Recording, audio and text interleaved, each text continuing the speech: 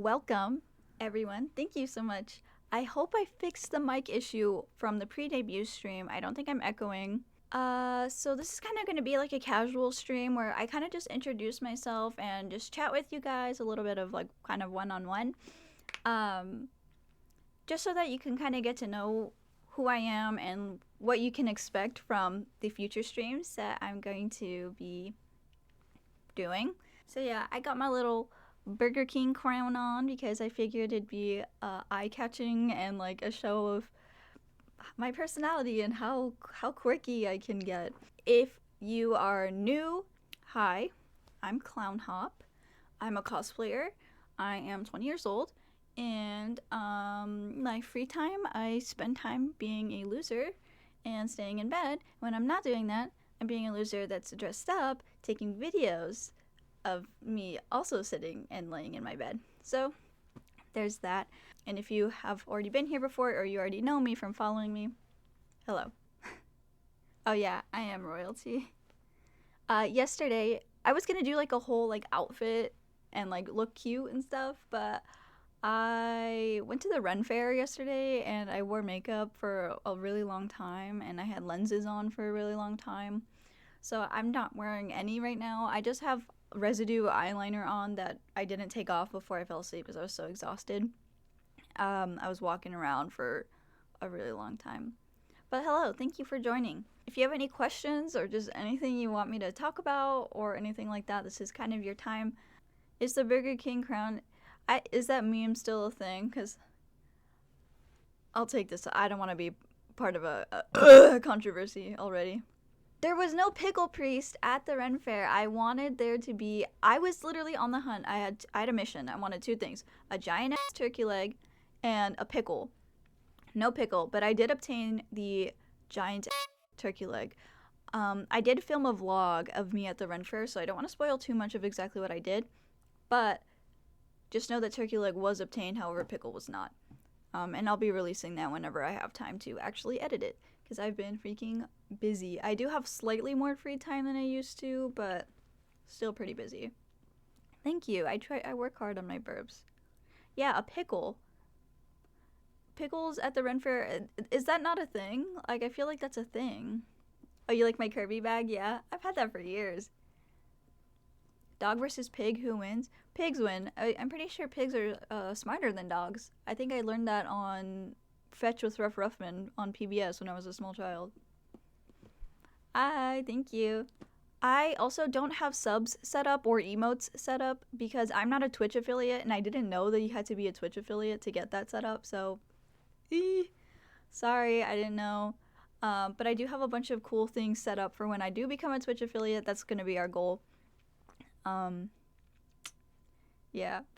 I don't know. I feel awkward because last stream I did better because I wasn't looking at myself, but I can actually see myself. So I'm like, oh my god, I look like a f***ing dweeb. I look f***ing stupid. Question, what's your favorite food of your culture? Oh, man. I really like tamales. Specifically like fresa. Like, I like the sweet tamales better. Just because, I don't know. I'm not really into chicken or anything like that, so yeah. That's our dweeb. Oh, stop it, you. Nice crown, thank you. But yeah, tamales, I mean, classic shit like tacos and burritos, obviously. Those are like, that's what everyone likes. I like pozole. My mom makes really good pozole. I don't know, rice. You're really good at this in natural. You're just flattering me. Pozole is the best, yeah. You've got good taste. Thank you. One thing I don't understand that a lot of other Mexicans like is mole. Mole is disgusting, bro. I don't care if it's like traditional or whatever. Like, I don't know about you guys if there's any other Mexicans in chat, but for Dias de los Muertos, when the mole comes out, bro, I'm like, ugh, brother, ugh. Like, I would give me the broom. I'd rather be cleaning than eating some mole, bro. How's Ma doing? She's doing good. She's just kind of recovering right now. She's, you know, moving on along. But overall, I can say that she's doing well. I don't want to give too much details without her permission. Any update that I've ever given you guys about my mommy, she has given me permission to say so. So I don't want to speak too much on her but I can confirm that she's doing well. Also, menudo is nasty. My dad loves menudo. I don't. That shit is nasty. I love the chicken tamales. Mexicans rise up. Yes. Yeah, oh, elotes. When I used to live in Anaheim as a child, I used to wait for the elote man to like show up and whatever with the little cart and the bell. And he used to, oh my gosh, I used to only, because I was a little kid, so I couldn't handle like the whole elote, so I would get the cup. I forget what they're called. But with all that mayo. But now, as I aged, I'm allergic to chile, so I can't have chile anymore, so I just have plain mayo and corn and butter.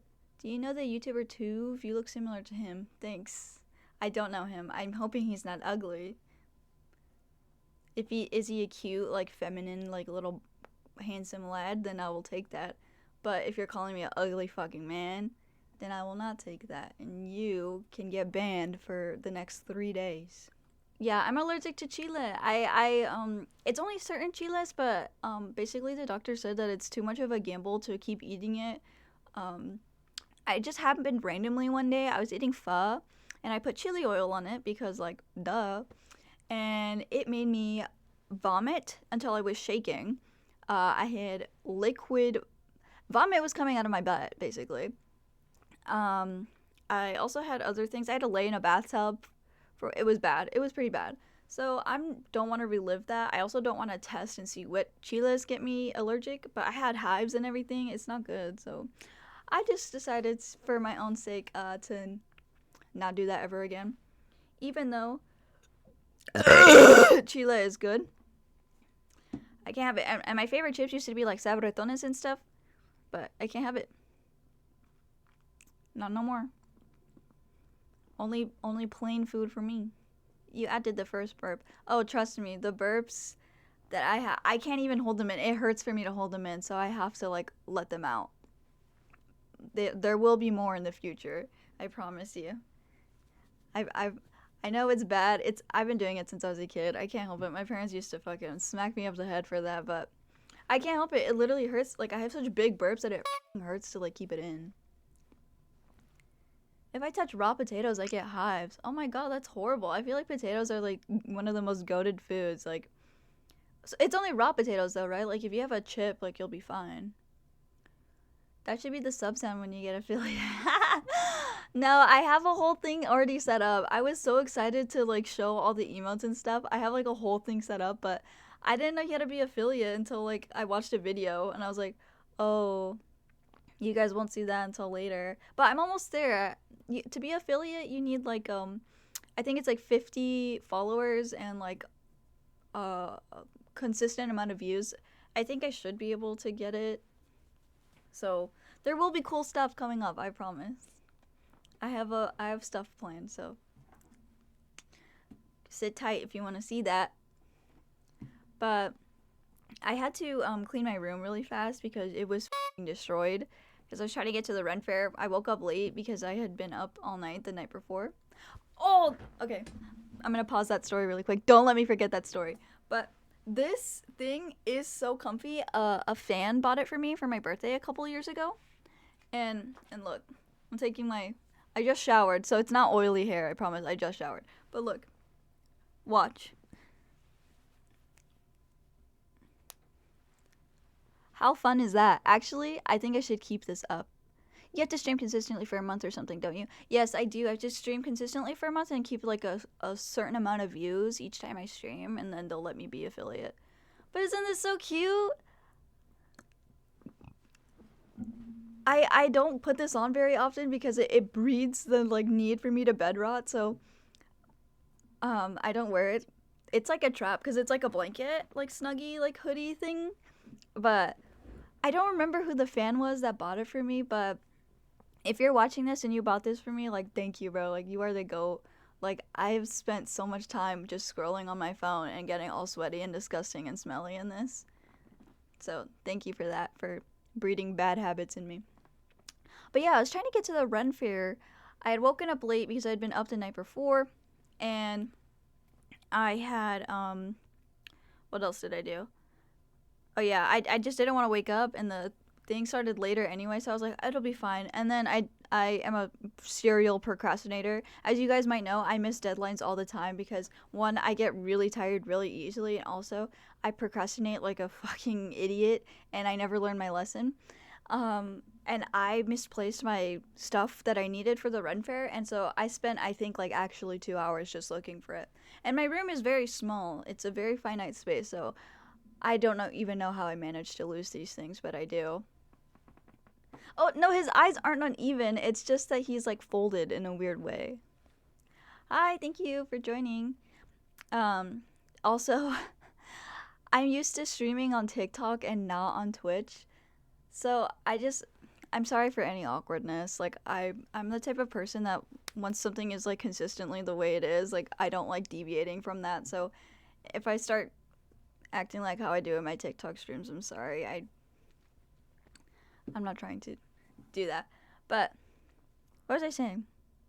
Yeah, so I was late to the Ren Fair, and I also had to park a mile away and walk, and that was not fun. But a lot of people saw like my thing that I was doing, which you guys will see in the vlog video that I release on YouTube. I don't know when I'm gonna release it, but when I'm done editing it, it will be there and you guys can watch it. I don't want to overhype it though in case it's boring. What's the difference between streaming on TikTok? Blah blah blah. I'm reading that way wrong. What's different about streaming on Twitch from TikTok? With TikTok, I feel like there's kind of like a social thing contract that you have to abide by, which is like greeting everyone that says hello and like doing something at all times, like trying to be as entertaining as possible. Whereas Twitch, I feel like it's a little bit more laid back. So I'm kind of trying to figure out how to get used to just being like kind of just being myself, I guess. I don't know. I get kind of weird about being myself because I got bullied really bad for being autistic when I was a child. So I just instinctively, to protect myself, just try to act like how I think people view me, which I want to get rid of that. That's why I want to do Twitch streaming more, because I feel like Twitch allows you to kind of be yourself a little bit more. And I feel like on TikTok you have to be like, thank you for the ice cream. You know, like at all times, because it's like TikTok kind of breeds like the inability to like watch something for a long time, so you have to be as like entertaining as possible. Like I remember it would stress me out for TikTok lives because I'm like, I have to like have a gimmick, because if I don't have a gimmick, like nobody's gonna fucking watch me. So I used to do like stupid shit, like, oh, I'm gonna eat a giant sandwich, or oh, I'm gonna eat like 50 things or whatever. Like I don't know, because I so desperately just wanted to be myself, but I didn't have the outlet to do it. I'm gonna eat a giant spicy sandwich and make the butt vomit. Ew, no. But it would be stuff like that that would like stress me out. Like I had to figure out like what my gimmick was gonna be, because everyone, especially during the time that I was streaming on TikTok, everyone was doing like the ice cream so good, yum yum yum, and like making like a big deal out of it. Like everyone had a gimmick, and like I didn't, because I was just like, fuck, like I'm just some like random ass nerd. Like I don't know what to talk about. I just ate a Krabby Patty right now. Those Krabby Patty gummies. Okay. Sorry, you can totally see the gummy in my mouth. What's your favorite part of the Krabby Patty? What's your favorite part from the Krabby Patty gummy? I think the meat is the best part, because it's like perfectly chewy. The meat and the bottom bun, because it's like soaking in like the gummy juices. Yeah, the meat is the best part. It's like soaking in the gummy juices, and it's so f***ing yummy. There's a Krabby Patty gummy? Yeah, where the f*** have you been? Those have been like a childhood staple. They have different textures for the different parts of the gummy? Yeah, what the f***? Do you guys not pick it apart as you eat it? This is the first time I actually ate it whole, because I didn't want to be like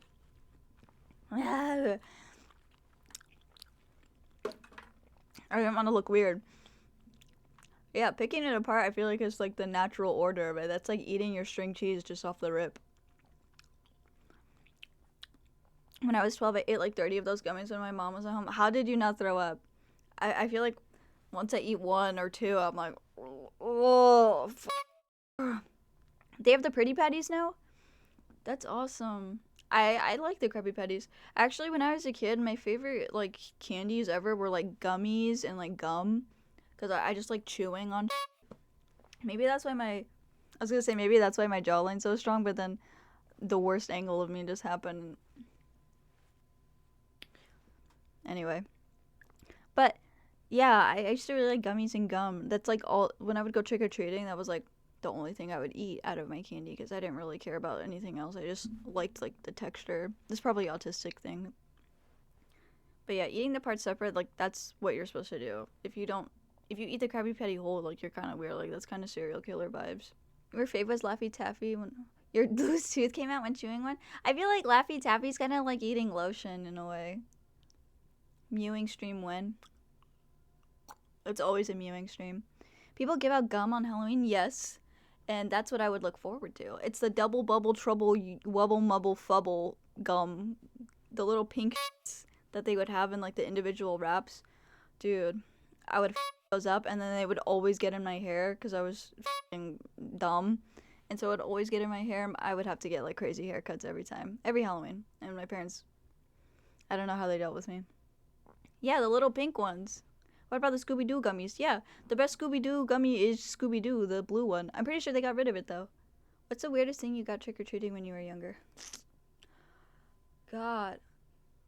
I can tell you, I don't think I got really anything particularly weird, but I can tell you, when I was a kid, I was a bad kid. I had a very skewed moral compass as a child. I used to break into gated communities and pretend I was part of the block parties, and I would just steal a ton of pizza and donuts from them.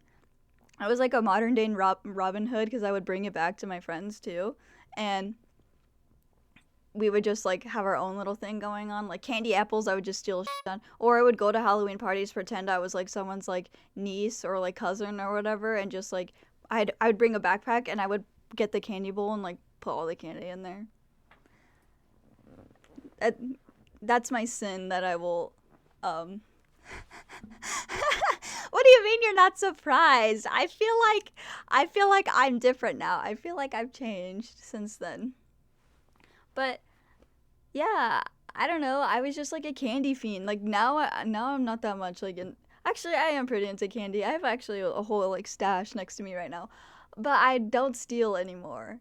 Yeah, I took more than one. I was a bad kid. I would just if it was out then it would be mine, dude. Like I didn't care. Let's see the stash. No, it's not organized. Hard to believe you would steal. I was a little kid, to be fair. I was like 12 when I was doing that. I'm glad I got it all out when I was like in middle school and a little bit of high school because I got bored of that really quickly and I did not bring that into like my adulthood. I'm like so like straight edge now that I'm an adult. I've stolen once and it was Pokemon cards from Walmart. I'm still convinced they're waiting for me to come back. Yeah, I used to, oh my god, I was a bad kid. I used to steal from the Scholastic Book Fair. I used to steal from, like, and I was good at it too, so that's why I did it. I really didn't even really get caught that much, so. Plus, when you're a little kid, that's like the best time to steal because people are like, oh, you're learning. Like, you've only been alive for 5 years. You know, you're learning. But I knew better. I knew not to steal. I just did it anyway because I wanted that thing. So that's what I did. But every Halloween I would terrorize the rich people communities. Pretend I was part of the family and just have my take. Based as see, yeah, exactly. I was leading the neighborhood revolution. The only time I steal was from the book fair. I feel like everyone stole from the book fair. No one was buying books at the fucking book fair. Everyone was stealing or buying the invisible ink pens. It was never about books. Evil mastermind using their age as a cover. I was an evil mastermind. Like, why was I even, like, coming to that conclusion? Like, if a small child told me that, I'd be like, you need to, like, go to therapy. Like, you're like, you're gonna be a serial killer when you grow up. You're fucking weird. The only book I bought was some book on cheats for games, lol. I think, oh god, the only book I ever fucking bought from the book fair, I think, was a My Little Pony comic book. Because I loved My Little Pony as a child, because, you know, I was the target audience. But I think the book fair has probably downgraded since. I feel like now it's just, like, probably, like, only toys. Why do they even call it the book fair anymore? Real question, you got bored of stealing because it was too easy or the items are boring? I think I just got bored of it because the rush of it just like didn't do it for me anymore. I was just like, whatever. Like,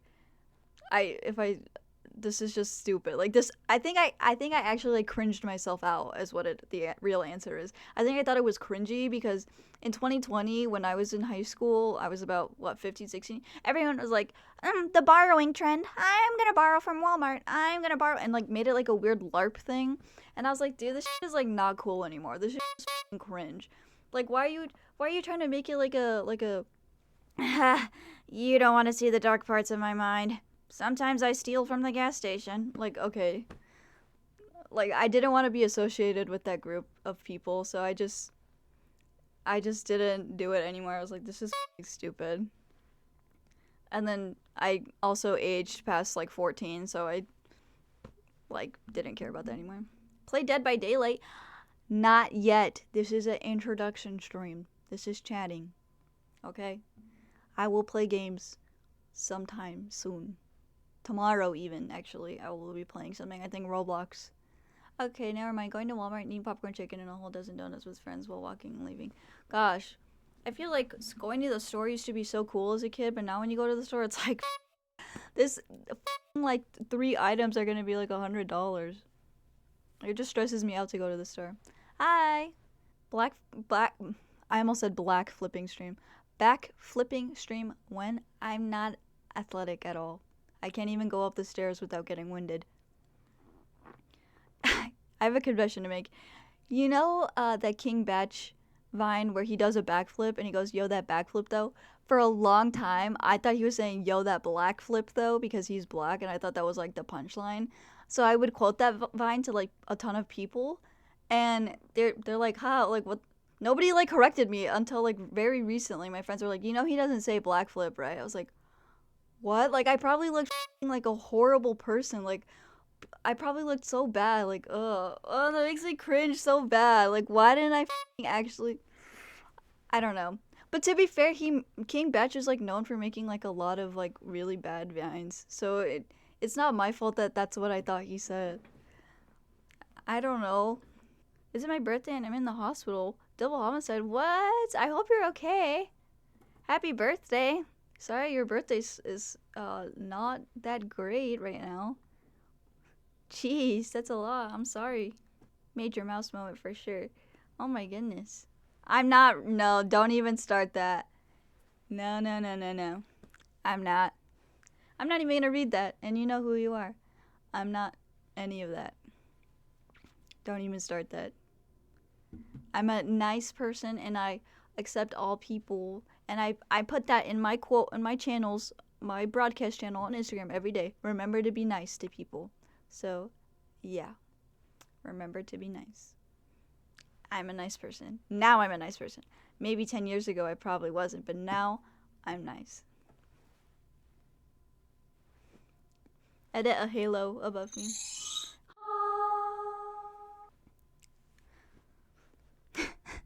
Oh yeah, I'm gonna show you guys something that I got at the Ren Fair. Oh wait, should I show you guys or should I save it for the vlog?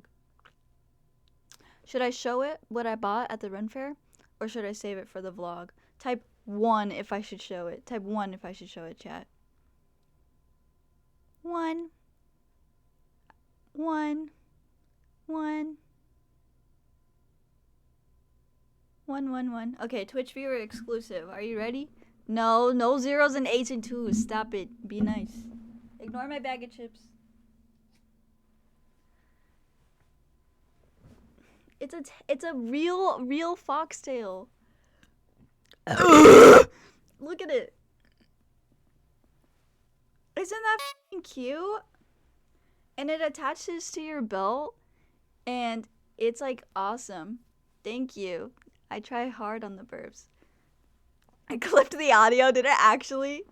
That's f***ing hilarious. More to come, I promise. I'm like Brittany Venti, except I think she's weird, so I'm not exactly like her, but I know that she, like one of her gimmicks is that she burps a lot. Furry? Yeah, what about it? Dude, look at what I'm wearing. I actually want to get a fursuit sometime because I want to go to a furry convention so f***ing bad. It looks so fun. Like, I don't care. Like, Norafon's a furry, so I don't think it matters anymore. I think being a furry is kind of cool. Venti seems kind of right-wingy, but I don't know about her. I used to watch her videos as a child. I stopped watching her for some reason. I forget why, but I'm pretty sure she's controversial. So I'm not going to say I'm like her. I'm only like her in the way that I burp into the microphone. But yeah, cute tail. And I want to wear it with, let me show you. Because I have a collection of ears, because I'm a freak. Look, I want to wear it with these that I got at a convention that is not for children. And it was really cool. And then I figured, oh my gosh, it matches this. Can you fucking focus? Fucking camera, oh my god. I wanted to wear this with it because I thought it would look cute. And like, what's trending right I have a crazy ass neck right now. What's trending right now on TikTok is like the kimono mimi thing. Which is like nekos and kitsunes and what have you. So I wanted to wear this and then put my tail on. So I could be like, I'm a cute little aminal. And it would be chat, I'm sorry, I wasn't yelling at you, I was yelling at my camera, I'm sorry. I get mad really easily. But I thought it would be cute. Yeah, a cute aminal. I thought it'd be fun. I don't know. I'm trying to listen, as I've aged, I've slowly started not like getting in with the trends anymore, so I need to start like being on top of it. So I want to be a cute little aminal like everyone. Cute abdominal, cute abominals, cute liminal spaces. Aminal spaces. I'm gonna eat this chip. Slay, yes. Look, isn't this cute? It's Bag of Bones. When I saw that in the store, I was quoting this thing to myself from Aqua Teen Hunger Force because it's funny, where Master Shake's like, no, I don't want to marry that bag of bones. And so that's why I bought it. Did you end up coming to Round Rock to the convention at Kalahari? No, I didn't because my cat died. And it made me sad. And I also had to pay like $10,000 for his medical bills. So that wasn't fun. And now I'm broke. I'm so sorry for your loss. It's okay. Honestly, this is going to kind of turn sad. I'm sorry. But loving Yuki, my cat, has shown me, like, even though he died and it was really sad, it showed me, like, how, like, amazing it is to love something and have them love you, and how worth it is to, like, be alive and to experience things, because, yeah, it hurt that he died, but, like, oh my gosh, I got to know him, and I got to know Yuki. Yuki's the name of my cat, by the way. And, I don't know, it was all very beautiful to me, and I have a very good relationship with death.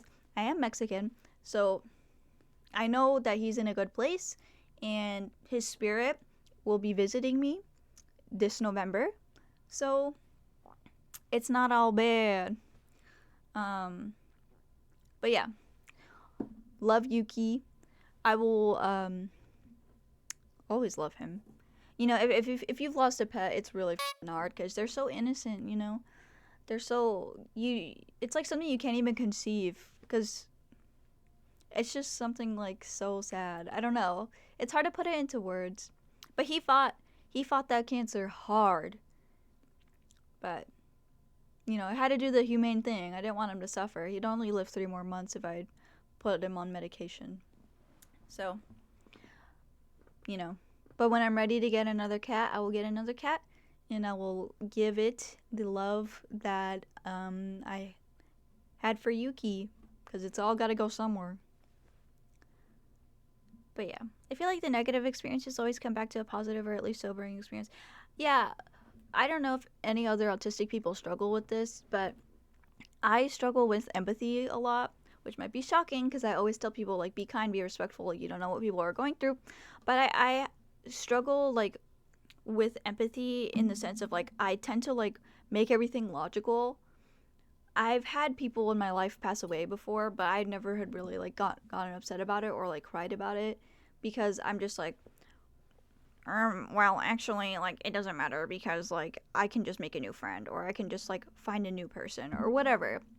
Like, things like breakups and, like, what have you, like, never really got to me. But it wasn't until Yuki passed away that I was like, oh my god, like, when you die, it's, like, forever. Like, that's it. And that's not fun. I know this is probably like an uncomfortable moment, but if you like struggle with empathy like I did, like having this experience was so worth it and so beautiful to me in a way, because it kind of just reminded me to be grateful, and that, you know, just because there are patterns in people, because a lot of what made me struggle with empathy was pattern recognition. Like, I could be like, oh, like, I don't miss this person, I miss the role that they played in my life. Like, I can just find someone that acts like this and then like still fulfill that role in my life. But, you know, it kind of just taught me to really appreciate people. So I'm thankful for Yuki. He was always trying to teach me something or protect me. But now, like, I feel like I've learned a lot from it, and that I'm a more empathetic person. As another autistic person, verbalizing how morbid and rough death can be is hard to verbalize and experience. I feel it even if it causes me pain. I often struggle to cry. Yeah, that's what I am like too. I like during sad things in movies, I don't really cry. Like, I don't really. I'm like, oh, okay, that happened. But like, I can empathize with someone like logically. Like, like if you told me like, oh, like my dad died, I'd be like, oh, that's like really sad. Like, I'm sorry for you. But I don't know, if it happened to me, I would make it just more logical instead of like an emotional thing. And that kind of sounds like I'm a psychopath. I promise you, I'm really bad at explaining, but I just kind of struggle with that. I'm not a serial killer or anything like that. It's just, I don't know, it's just like weird for me. Like, I'm just like, yeah, that's just how my brain is. Can't help it. Now I do that sometimes too. I'm sure like everyone in some capacity like can be like a little bit careless, but I've recognized like how bad like my empathy is, that I try to be a better person, and I try to work on myself every day. So that's why I like to preach kindness all the time and try to tell people to be as respectful as possible, because in a way, seeing you guys learn from that too helps me be like, okay, like, it's good to be like a good person, you know? Yeah. Sorry, I know that was probably like a really heavy like conversation, but I like being an open book. I don't want to hide anything. So, you know, the only things I'll hide is probably like my address. But other than that, you can pretty much ask me anything. Oh, and my medical records, you guys can't know that either. But other than that, you guys can pretty much ask me anything. I'll be open about it. I don't think there's a I used to like try to be a certain way and try to like make myself as likable as possible, but I think doing that kind of like hinders your opportunities that you could have. So be yourself. That's what I'm working on right now. That's my journey. Yeah, having goals and stuff. Does anybody have a goal that they want to fulfill either within this month or the next, or anything like that? What's your favorite Pokemon? I love Mime Jr. He's a baby clown. You can't get better than that. Not really right now. That's fine. You don't have to have goals. I feel like people put a lot of like importance on like you need to know what you're doing with your life, but you don't have to. I feel like you can just do whatever. Yeah, I'm the same way. I feel like it's hard to know how things are, and sometimes I do feel like a serial killer. I know how that feels. Today, a friend from work visited me in the hospital and told me she was super worried about me, and I didn't realize that she cared as much as she did, which was a nice feeling. Yeah, I get weird about that too. Like when people are like, "Are you okay?" I'm like, "Why are you asking? Like, you're not the one that got hurt, so why are you asking me if I'm okay?" Like, that doesn't make sense. Like, you're just exasperating energy that could be like wasted. Like, that could be used on something else more important. But then I learned people ask if you're okay as a way to like show that they care about you. It took me so long to learn that. If I pull Baby Clown, I will save it for you if you ever come this way. I love Baby Clown. Is this actually your first stream ever?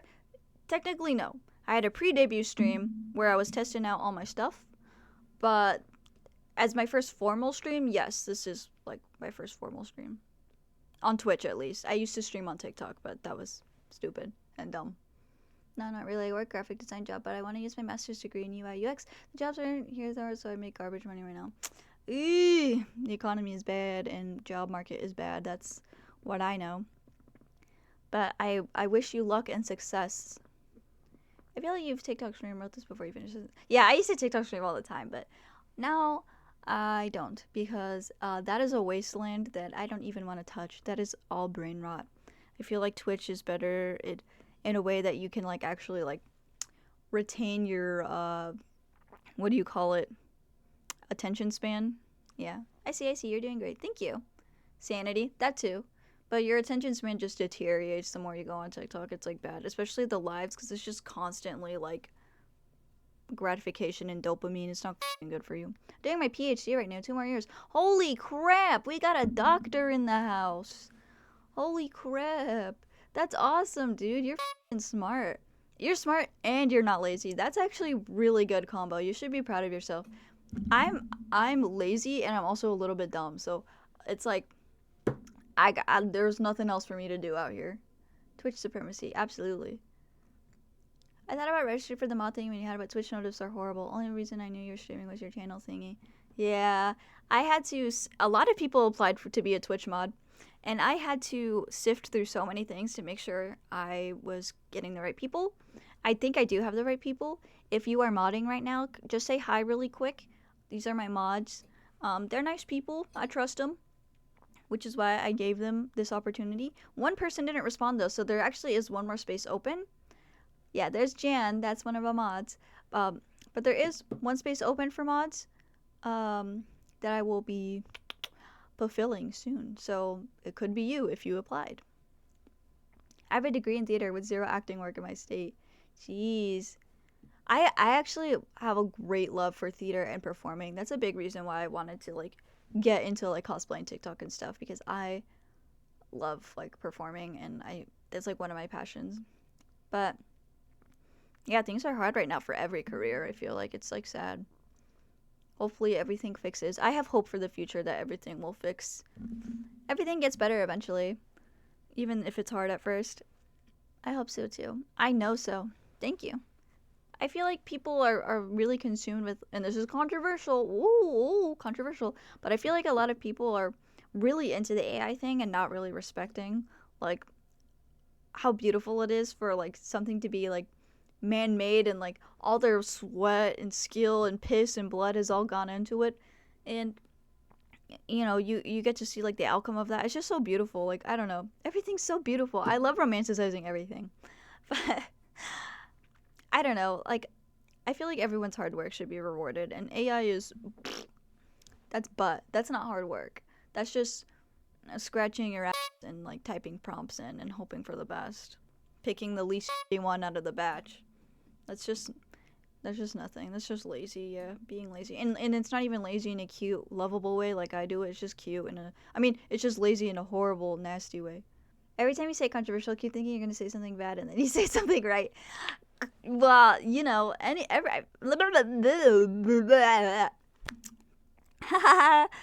just feel like I want to not be agreeable, but I just want to make way for everyone's opinions, right? I don't want to be like, this is gospel, da da da. You know, any opinion is probably controversial right now, so I just want to be nice and respectful. Yeah, anything could be considered controversial, basically. Oh my gosh, I have such a tendency of over-explaining things. I'm so sorry. I just want to make sure that things are nice and civil. I like the hoodie ears. Thank you. Well, Big Eye Clown makes us all feel better in the end. Absolutely. That's my job. I will try my best. By the way, clowning should resume shortly. I don't know how soon. I know I always say soon because I never have a timeline because I have really bad luck, in case you haven't noticed. So hopefully soon. I do have plans for it, is I guess what I should say. I do have plans for it, just not at the moment. But tomorrow I should be streaming Roblox. Everyone's opinion is controversial to someone. Absolutely. The world is diverse, so there's all sorts of opinions out there. But I should be streaming Roblox tomorrow, which will be fun. I think so, at least for me. Yeah, Dress to Impress definitely on the roster. Things will happen. Short creepy stories. I know one of you wanted me to do that. I will probably do that. Ow! Oh, what? I got this wrong. Roblox horror games is what I'm supposed to be playing. Any Roblox horror game I will be playing. I am very stupid. I'm also easily scared. I love getting scared though, but I am very easily scared. I also get mad very easily. So this will be fun for me to play horror games that have puzzles in them. Because I love torturing myself. Have you played a lot of spooky games? I don't go out of my way to do it. I think it's funny a lot of the time because it's like Roblox. It's like, why am I scared of Roblox? But they're well made. Some of them have lighting issues. Like on my pre-debut stream, I tried playing one and it was too dark. I couldn't see anything, and chat couldn't see anything either. So it was kind of just like, bleh, which I hope is not a recurring issue, because I want to actually see what I'm doing so I don't look like a complete idiot. I am a little bit smart, a little bit. So yeah, thank you. I try hard on my burps. I actually don't try hard on my burps. They just come out easily and naturally. But yeah, on my stream schedule, I posted it on Twitter, a little thing in Pixar that I made because I'm just that damn good. I think it's near the end of the horror stream streak. You guys will be able to pick any game, a horror game, for me to play, and I will play it. It could be any horror game. I was trying to name some off the top of my head, but I can't. But anything off of, I have Steam, so anything off of Steam that's scary, I can play it. Obviously, nothing with excessive gore or nudity or anything like that, because this is Twitch, and we have to be civil. So, but yeah. Any suggestion you have. Also, speaking of suggestions, I added a suggestion box. So if you guys have any games or any topics you want me to talk about, or any like cosplays or outfits or whatever you want me to do, you could put it in the suggestions box. It is mod reviewed though, so if you are going to be creepy and be like, you should wear low-cut shirts, you're going to get probably banned and like blocked and all of that. So just don't do it. Yeah. Just don't do it. It's not worth it. But other than that, you can suggest pretty much anything to me. It's so much fun when the alien is in the vents with you. Is that Outlast? I will shit my pants. I will shit my pants. I love getting scared, don't get me wrong, but it's like, I feel like being scared like incapacitates you. It makes you not work too good. It makes you not focus enough. So, yeah. When you are scared, it makes it hard for you to fulfill whatever, like, goal you're supposed to fulfill. Because you're so scared, and you can't, like, go forward with it, because you're like, Encapsulate.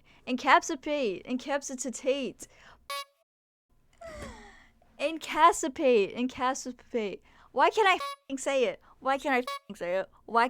say it? Incapacitate. Incapacitate.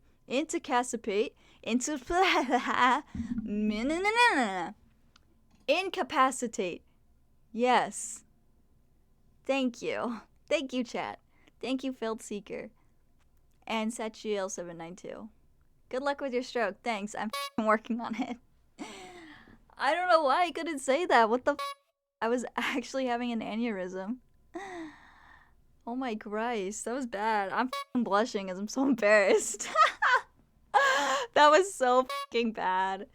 Oh my Christ. Daddy needs another chip for that. Oh. Can you hear the crunching? Is that like ASMR? Does it sound good or does it sound bad? A little bit of crunch. I really love ASMR videos. I can't lie to you. I gotta have a beautiful lady whisper to me in my sleep. And I found out through TikTok, because I like to scroll through ASMR videos. Apparently a lot of ASMR videos is like fetish content. Like a lot of weirdo guys, and I'm generalizing here, sorry. I'll just say people. A lot of weirdo people like to watch ASMR to like, you know what I mean? And I'm like, that's weird because this makes me tired. How does this make your thingy do that? Anyway, a lot of people used to ask me, oh, you should do ASMR and cosplay, and I used to get scared about doing it because I was like, I don't want to like accidentally do like fetish content like for you. Like, I will crunch this chip into the mic though. I saw someone say that, so I will do that because it's funny. The R in ASMR does not stand for rub one out. That's not true. That's blasphemy. I remember I was just scrolling on TikTok trying to look at like people like crushing soap or whatever the because I'm weird. And I just see this video of this girl. She's like sitting in a car and she's like and the guy's like poking on her head. She's dressed like Asuna from Sword Art Online. And I'm like, what is this? This is like porn, but nothing dirty is like really happening. It just like seems like nasty. And apparently, a lot of people that do ASMR also do that stuff, and people look for that stuff. So can't have everything has to be a little bit nasty. I am hitting the desk. I'm so sorry. Speaking of porn and ASMR, and this will make sense, I promise. I've been listening to ASMR since I was like a little kid. And I say little kid, I mean like 12. When I was 12, I used to listen to a lot of ASMR videos. And at first it started off with like slime videos and then like crinkling stuff, and I was like, this is awesome. But then that stopped working for me. So now I have to watch shit like popular girl behind you like eats your lice and braids your hair, and like I'm like, oh my god, like that sounds so f***ing good. And that's the only thing, and it'll be like that one video that'll like give me ASMR because it's like when you have like a porn addiction and like normal like vanilla stuff doesn't like do it for you anymore, so you have to start looking up weird shit. Yeah, I'm like desensitized. And so now like it's like only one video like a month will like actually like really do it for me and actually get me tired.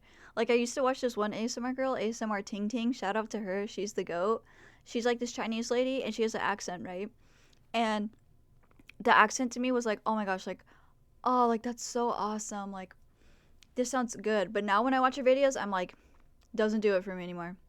But back then it used to put me right to sleep. So it's like that. Like I have to look at weird, insane shit now to like get an inkling of an ASMR tingle. And play with food. Oh, you're talking about the weird ASMR guy who dresses up as like aliens and shit? Okay.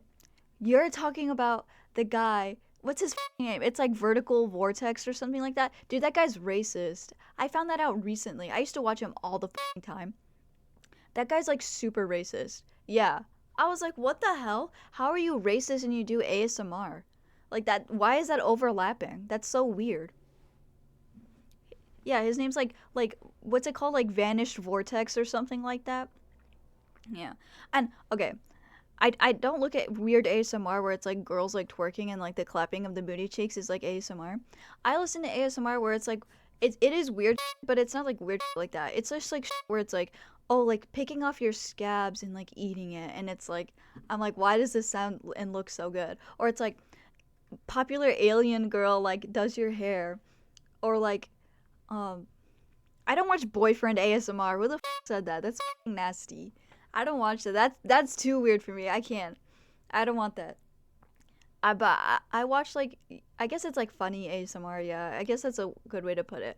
I watch like shit like that where it's just like, I don't know, like a clown makes a balloon animal for you and kisses you to sleep, and I'm like, oh my gosh, this is the best thing ever. I can't watch like normal tippy tappies and crinkling noises and soap cutting videos anymore. It has to be like popular girl brushes your hair. Like, I wish I could show you like my playlist, because I have an ASMR playlist on TikTok that I listen to all the time. It is full of like where I feel like ashamed of it because it's like really embarrassing, because it's like, why am I watching like ASMR, like your mom's making you like pozole or something? Like, why am I watching this? Like, when I listen to ASMR, I have to be like completely alone because I just can't, like, no one can be in the house. It's like my dirty little secret. I don't know why. I get like so embarrassed about it. That's probably not normal. I like have like chronic shame about everything. I'm like, I can't, like, even though ASMR is like so normal, I just can't do it. Parents arguing while you're playing Super Smash Bros. Brawl ASMR. Yeah, like that's the shit I look at. I'm like, I have to watch this to sleep. Or it's like, there's a party going on, but you're like trying to sleep when you're a little kid. I'm like, this is so good. But if it's just like normal, like, hello, I can't do it. Doesn't do it for me. Flaccid. But weird shit like, you're a fish and I'm feeding you in the aquarium and you like it. I'm like, yes, I am a fish in the aquarium. Thank you. Oh my gosh, beating you with a frying pan ASMR. I used to watch this guy. He used to like get a like belt or something or like anything, and he used to like beat up the camera, and it would be like really fast. And I'm like, this is so good. This is putting me to sleep. I like getting beat up ASMR. There's like a whole playlist of it. I forget what his username is though, but there's like a whole ASMR where it's like he's like beating people up and stuff, and I'm like, yes, this is so good. No, this was before TikTok. This was on YouTube. It's not the guy on TikTok who put a cheese grater and a weed eater against the mic. No, I know that's a very popular ASMR genre now, but this was in the old YouTube days was the only way you could watch a video anywhere online. If you like fast-paced ASMR, you might like Miss Magnese on YouTube. Dude, there's this girl that I watch. I will check out that lady, by the way.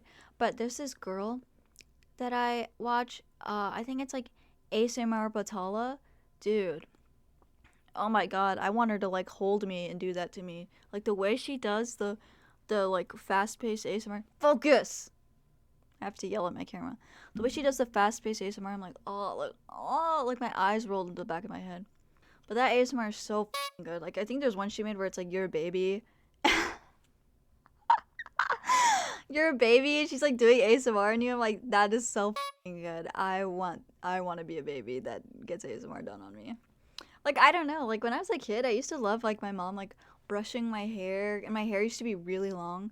So she would like brush it, and like the brush bristles would like scratch my back a little bit, and it would feel so good.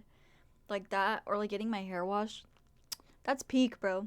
But I would do ASMR, because I think it's cool and like awesome, and I would also want to like listen to myself doing it, so then I can like supply myself with my own content. But I'm scared of it being fetish content. That's what I do. I don't want to like accidentally make that, you know. I don't want people to comment and be like, whisper harder, you know, like leave me alone, dude. I already get enough of that just from like sitting on my bed and like being like somewhat attractive. ASMR, you just ate Taco Bell and fighting for your life on the toilet. Did you know I've only had Taco Bell one time? Did not like it. ASMR, you are camping but get attacked by a pack of coyotes. That's what I need now. That's crinkling doesn't do it. I need like heinous weird shit now.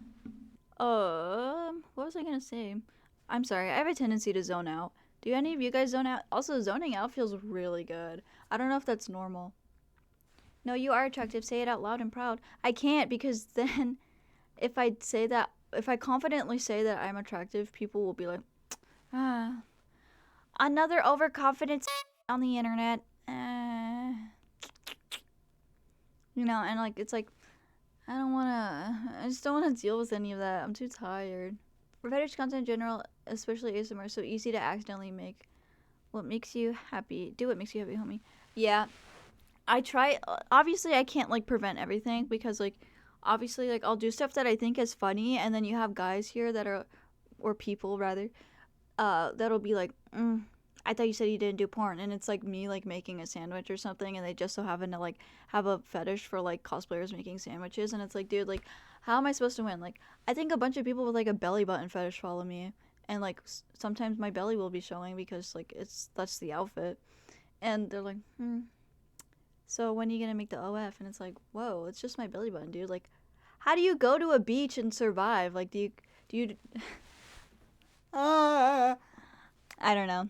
That's probably too controversial to mention. I know that a lot of people get mad at me for that, so I probably just won't talk about it anymore. But anyhow, I remember one of the fetish farming controversies that was happening on TikTok was the like asking like Peach and Daisy cosplayers to like sit on the ground with the air like floofing up their dress, and like that was like doing it for him, you know what I mean? Like he was like wanting to watch people like sit in a big puffy dress and have the dress like fill up with air. I guess it was like a off branch of like maybe like an inflation fetish, but like he was asking everyone that was cosplaying like a princess character basically. And so like if you click this guy's like username on the TikTok search, it like showed you all of his comments of like thousands of like girls of him like just asking them to do like this weird like sitting down thing. I don't know if what I'm talking about is even like has been heard of, and I'm just like really chronically online, but I remember seeing that and being like, holy crap, like how do you even develop something like that? Like that's just so random. Burp lovers are eating with this stream. Oh no, I've accidentally been making fetish content this whole time. I forgot people were into like burping and farting and god damn it. You really can't have I feel like if I like had a stream where I was crocheting, someone would be like, your hands are really sexy. It's like, what are you supposed to do? That's so random. Okay, no more burping then. Can't do it. People be into anything for real. Yeah, like what happens in your childhood that makes you like, I don't know. I don't know. I don't know. I don't know. You guys have fun with that. Just leave me out of it. Honestly, actually, I will say one thing. One thing that obviously like being like fetishized or sexualized on the internet is like completely inescapable, especially if you are like female presenting, or even someone has the inkling of the idea that you have a vagina on your body somewhere. It's inescapable, right? I know that. My problem is that people are trying to like include me in their fetish, like, or include me, like be an active participant in the fetishization of me or sexualization of me, when it's like, no, don't do that. Like, I don't care if you do that in private. Hey, if you're doing that in private and you have like a Discord server or whatever, or like you're doing weird shit to me about me in private, do it. I don't care because I won't know. But it's the fact that people will DM me and be like, so when are you gonna call me a good boy? And it's like, what the flip, dude? Do that on your own. Imagine me doing that. Don't include me in that. I don't want to be an active participant in your fart fetish, dude. Like, I feel like that's fair, right? I feel like that's not too much of me to ask. Don't include me in your crinkling feet fetish or whatever you have. I don't want to be part of that. I want you to be yourself, of course. I feel like anyone saying that is probably joking. I mean, that's not a real example. I don't want to like out anyone, you know. I don't want to like out anyone's like personal business, but I've had a lot of run-ins with like people that don't really understand like boundaries or like consent for that matter. And I try to be as civil and respectful as I can about it, because you never know if someone's struggling with something or they just like don't know. But you know, I don't want to be an active participant in whatever you're into. Do it in private. Don't post it anywhere. Don't be public about it. Just do it in private. That's the only thing I ask. I feel like that's just like a decency thing, right? No, I'm not gonna be crinkling my diaper. Dude, one thing that I love saying to my friends is like shaking my diaper in your face, shaking my diaper in your face, because it's like funny. What's the suggestion box about? Sorry, I just tuned in. Hi, welcome. The suggestion box is for anything that you want to suggest me to do, what cosplay you want me to wear, what game you want me to play, what topics you want me to talk about, anything. Just keep it normal. And you might get read and I'll see it, and then who knows, maybe in a stream in the future your wish will come true. Yeah, I feel like that's at least decent of me to ask, like, respectfully. I have a lot of respect for my community. I think it's amazing that you guys want to support me, because I feel like I'm really lame. So I don't mind talking things out. Like, when people leave hate comments, I always try to talk things out, because I'm just like, you never know what someone's going through. Could be just a bad day. So I try to do that. But some people, like, just don't care. Some people are just, like, in it for the love of the goon. You know? It's, like, crazy. But that's how I wonder, like, some bigger streamers, like, Emiru and like other cute girl streamers like QT Cinderella and what have you, Valkyrie even. How do they deal with it? I'm like, how do you deal with like these like people en masse being like, I bet she has a mole on her left booty cheek. You know? Any plans for vids and streams? You mentioned Ren Fair vlog. Yeah, so I posted on my Twitter my stream schedule of like things that I'm going to do. You can check that out. I reposted it recently. I have Roblox thing coming up. I have Get Ready With Me Halloween costume edition coming up. I have a lot of stuff coming up that I think is interesting and entertaining, at least. So you can feel free to check that out. That has the dates and times and everything.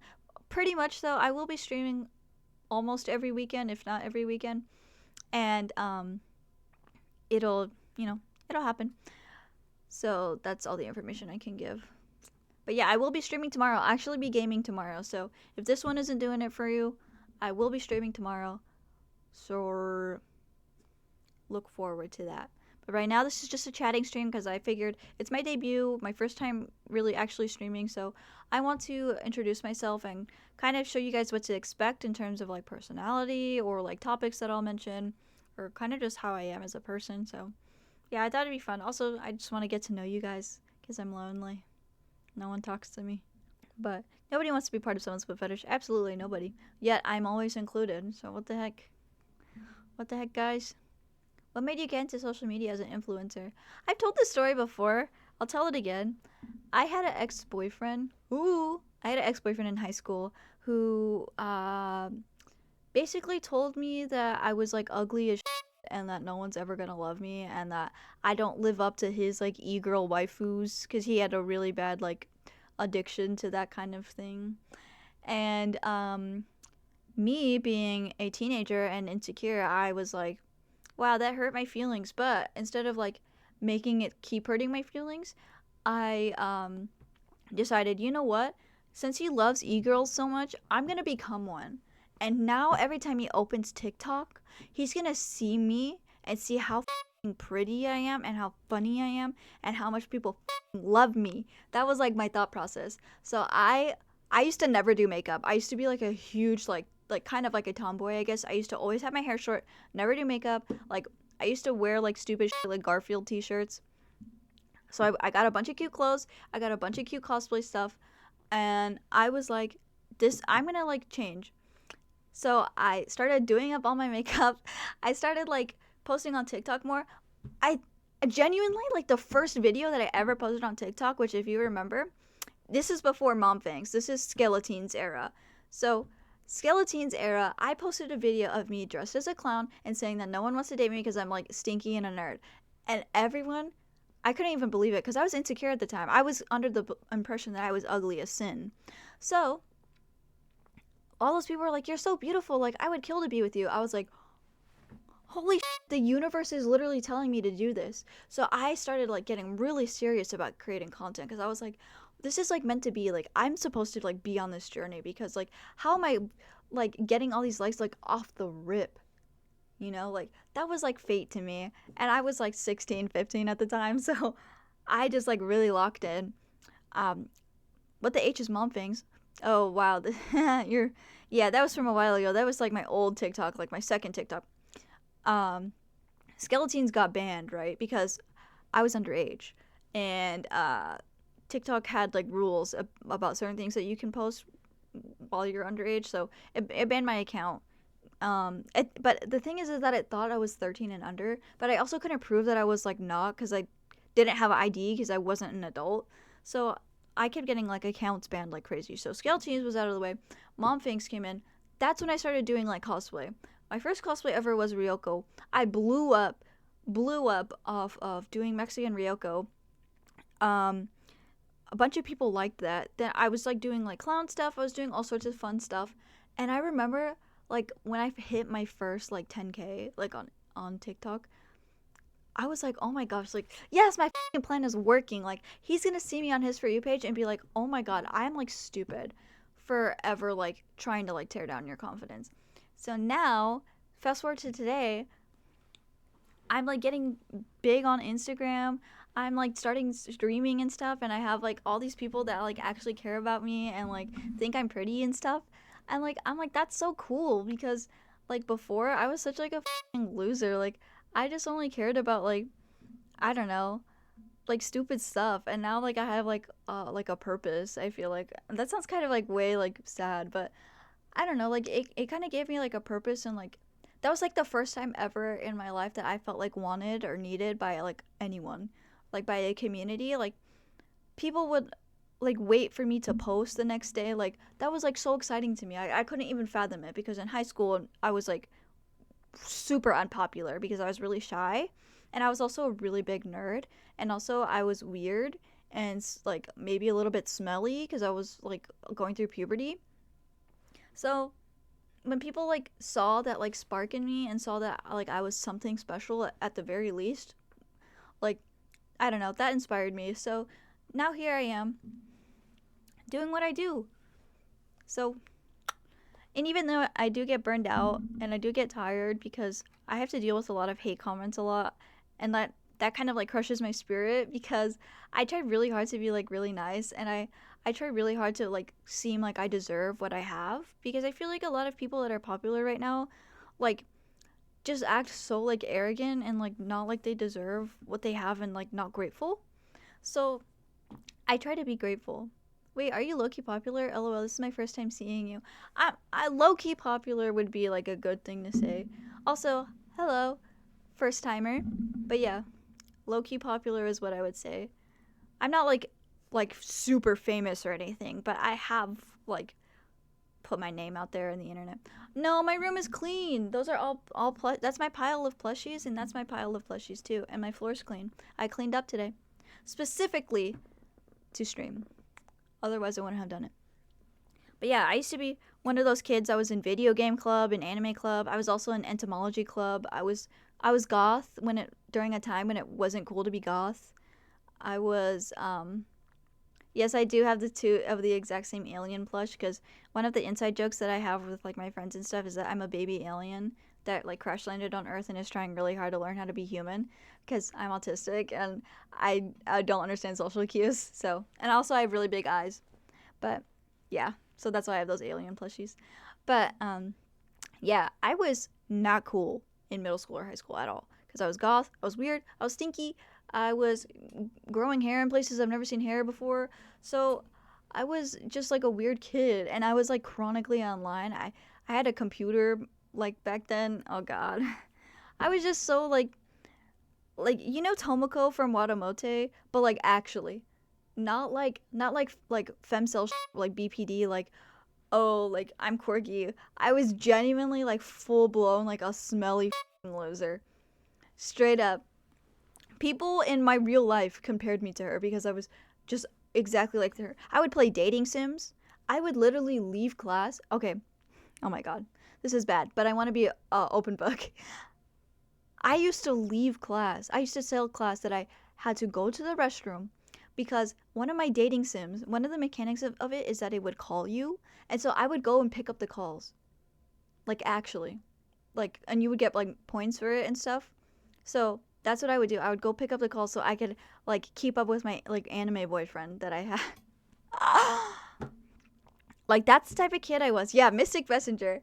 That's the type of kid I was. I wasn't like I feel like people like think that like I'm cooler than I actually am.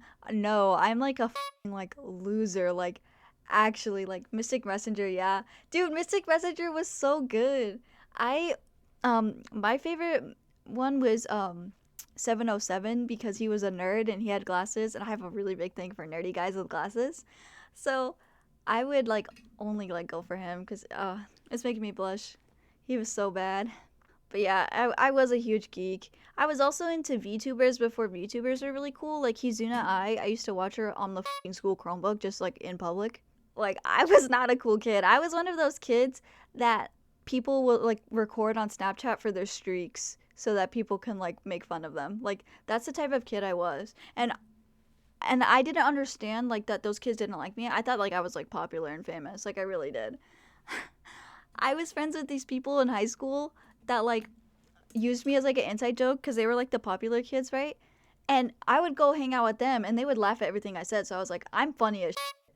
Like holy crap, I'm like doing bangers after bangers. No, they were just laughing at how weird I was. I was not funny at all. Cause I would ask them, "Oh, do you want to come hang out with me like for my birthday?" And they'd be like, "No," but I would go hang out with them. So that was my life. I didn't realize I was being bullied up until like I graduated. I was like, "Huh, that's kind of weird that none of my friends wanted to hang out with me or like didn't congratulate me when I graduated or like messaged me at all ever." That was bad. Yeah, good old high school. And yeah, I feel like when people are like saying like, "Oh, like I was bullied one time in middle school," and not to be like, "Oh, I was bullied worse," but I feel like a lot of the times it's like, "Oh, like I was made fun of for having glasses. I was made fun of for having freckles." Dude, I was made fun of for like existing. it was like bad for me to exist. Like it wasn't until like I started like getting a glow up or whatever that people like from high school would like message me and be like, "Wow, like you want to hang out? Like I like anime too now." You're such a fake, bro. You used to make fun of me for that. Now they all want to like date me and like hug me. And like I remember this guy in high school. He literally bought like my kofi. Like he subscribed to my kofi. He was like, "Hey, I haven't seen you in a while." And like he subscribed to my kofi. Like, bro, you were trying to see my like my chucha, bro. You're weird. Like, why does that always happen? I never thought that would happen to me. But like, I don't know if any other like Mexican people grew up with this standard too. But like, I went to a school where it was mostly like Mexicans and like black people, very little white people, a lot of Asian people. Like, not a lot of white people was going to my school. And one of the beauty standards was like being like really thick or like even chubby.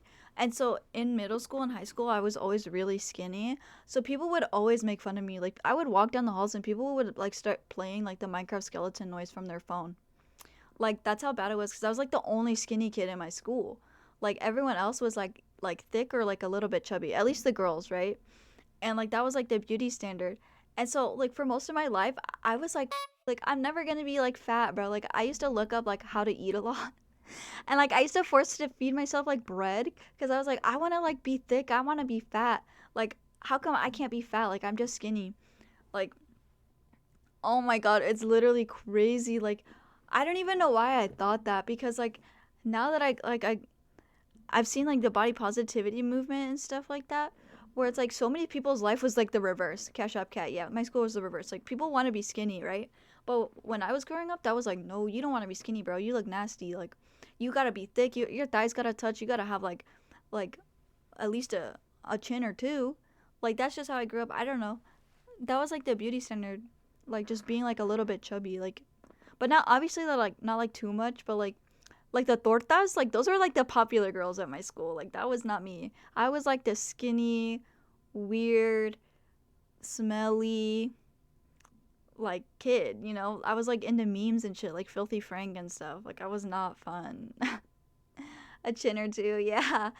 I don't know. Like that was just my experience, but I try not to talk about that too much because I know like weight and stuff is like a sensitive topic, and I don't want to be like, well, I was bullied for being skinny, because that's obviously like not everyone's reality. That's just like how I grew up.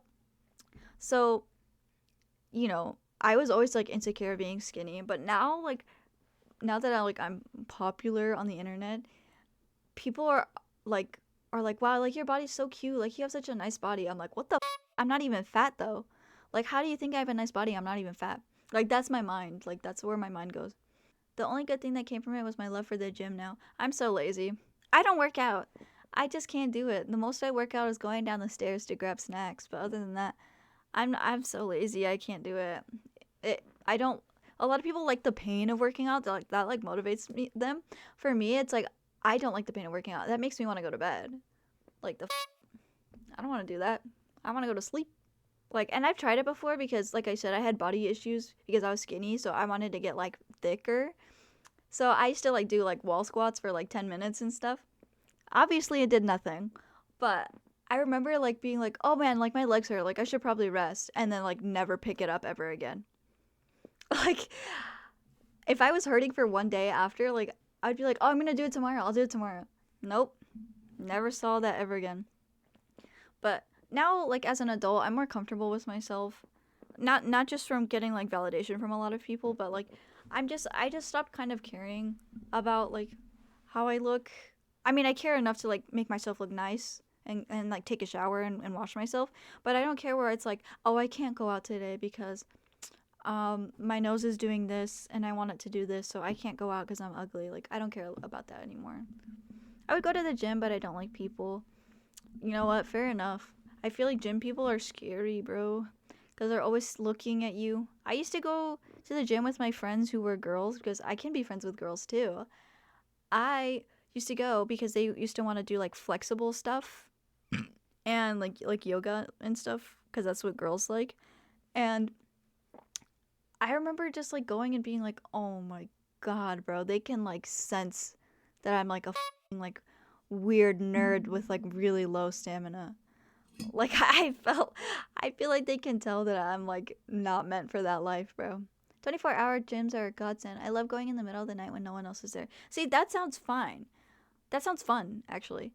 But like when I was in college and going, no, bro. That shit was scary. They can like snuff you out and tell that your body doesn't contain like 95% whey. They're like, you don't smell like creatine. So I'm like, eh. Plus, I'm really short, so I probably look like some weird like anorexic child.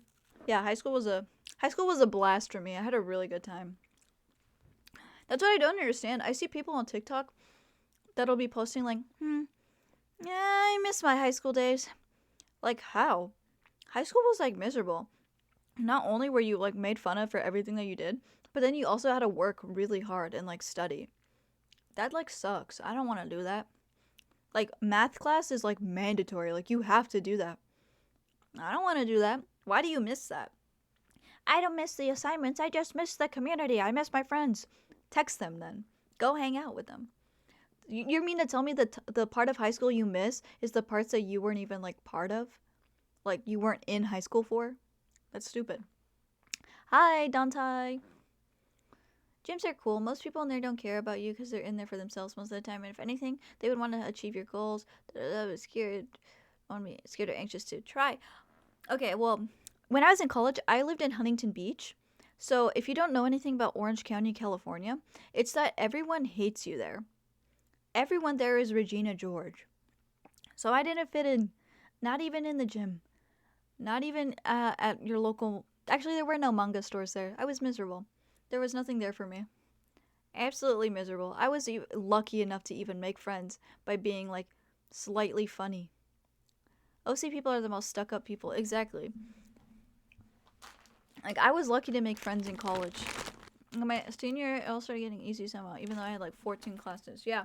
I had, like, 3 classes my senior year because I did really good in school. That was, like, fun for me because I didn't really have to do anything. Any year before that was, like, the worst period of my life. My fault. I didn't know. I'm from New York, so we're all melting pot here. Yeah, Orange County fucking sucks. Not your fault. I was an A for all 4 of my classes, so I did a whole lot of nothing. Yeah, see, that's fun. Doing nothing is fun in high school. Have you played D&D before? Yeah, actually, in high school, I was part of D&D club. I wasn't part of it for the love of the game, though. No. I was on a mission. You see, in middle school, I joined, and this will make sense. I joined computer class, right? And robotics club because I was like, where would all the hot nerdy guys with glasses hang out at? So I chose my elective accordingly. I did so good in computers. I'm probably not as good as I was in middle school. I did so good in computers that they let me design the fucking school website for that middle school. I did so good in computers class that they didn't have any assignments for me to do anymore. Like the teacher, he was just like, you can just hang out if you want to. I did robotics. I didn't even care about it. I didn't even like doing it. Didn't even like doing it. Just was there to see if there was any guys with glasses. Any. And of course none of them talked to me because they're all awkward and stuff. But I liked doing this thing. I do this thing when I flirt with people, and it's called being really mean. And so I used to like, and I didn't realize I was making people insecure by doing this, but like they would be building something or like coding something, and I would be like, your code f***ing sucks. And I was like, wow, he wants me. But they're thinking like, this is f***ing bullying me and f***ing hates me and wants me to die. But I'm like, no, I want to kiss you, dude. I thought I was like being cool by flirting with you by like being mean as and shitting on all your interests. Like anytime a guy that I liked was good at something, I had to make sure that I was better at it than he was, so that he can be impressed by me and that we can like have something to talk about. Like if he was really good at like, I don't know, like playing some stupid video game, I would pick up that video game, playing it, and then I'd be like, you want to come to my house and play it? Beat the out of him. Then he would not want to hang out with me anymore. And I'd be like, why? What happened? Like I thought we were cool. Like I thought me showing how good I am would like Yeah, the guy after hearing your code sucks. I thought, I don't know. I thought that was being like cool. Um, like just trying to get better at all these nerdy things because I was like, a nerdy guy out there is gonna be like, wow, you're so cute and funny and you're good at what I'm good at. I want to marry you. And I was like, yeah, that's gonna happen because life is a shoujo manga and that's real life. No. Apparently, guys like girls that think that they're really good at the thing. Guys like girls that like will hype them up. I didn't know that. I thought guys like girls that were like strong and confident and like mean. So that's what I was my whole life. Like flirting. Like I remember this kid, oh my gosh. This kid in middle school told me he really liked TF2. So I stayed up that night, all night, reading all of the TF2 comic books, like online or whatever. And I would try to play and watch as much gameplay as I could. And then when we were talking about lore, I like spilled a bunch of shit because I had just like read a bunch about it. And he was getting like starting to cry and getting all insecure. I'm like, why are you all insecure? Like I thought we were a bonding, bro. Like I don't know. I just didn't understand the social cues. Yeah. Oh gosh. I saw someone mention Nagatoro. When that manga came out, I was 14, maybe 13. When that came out, I was like, "Oh my god, that is literally me. I feel so seen."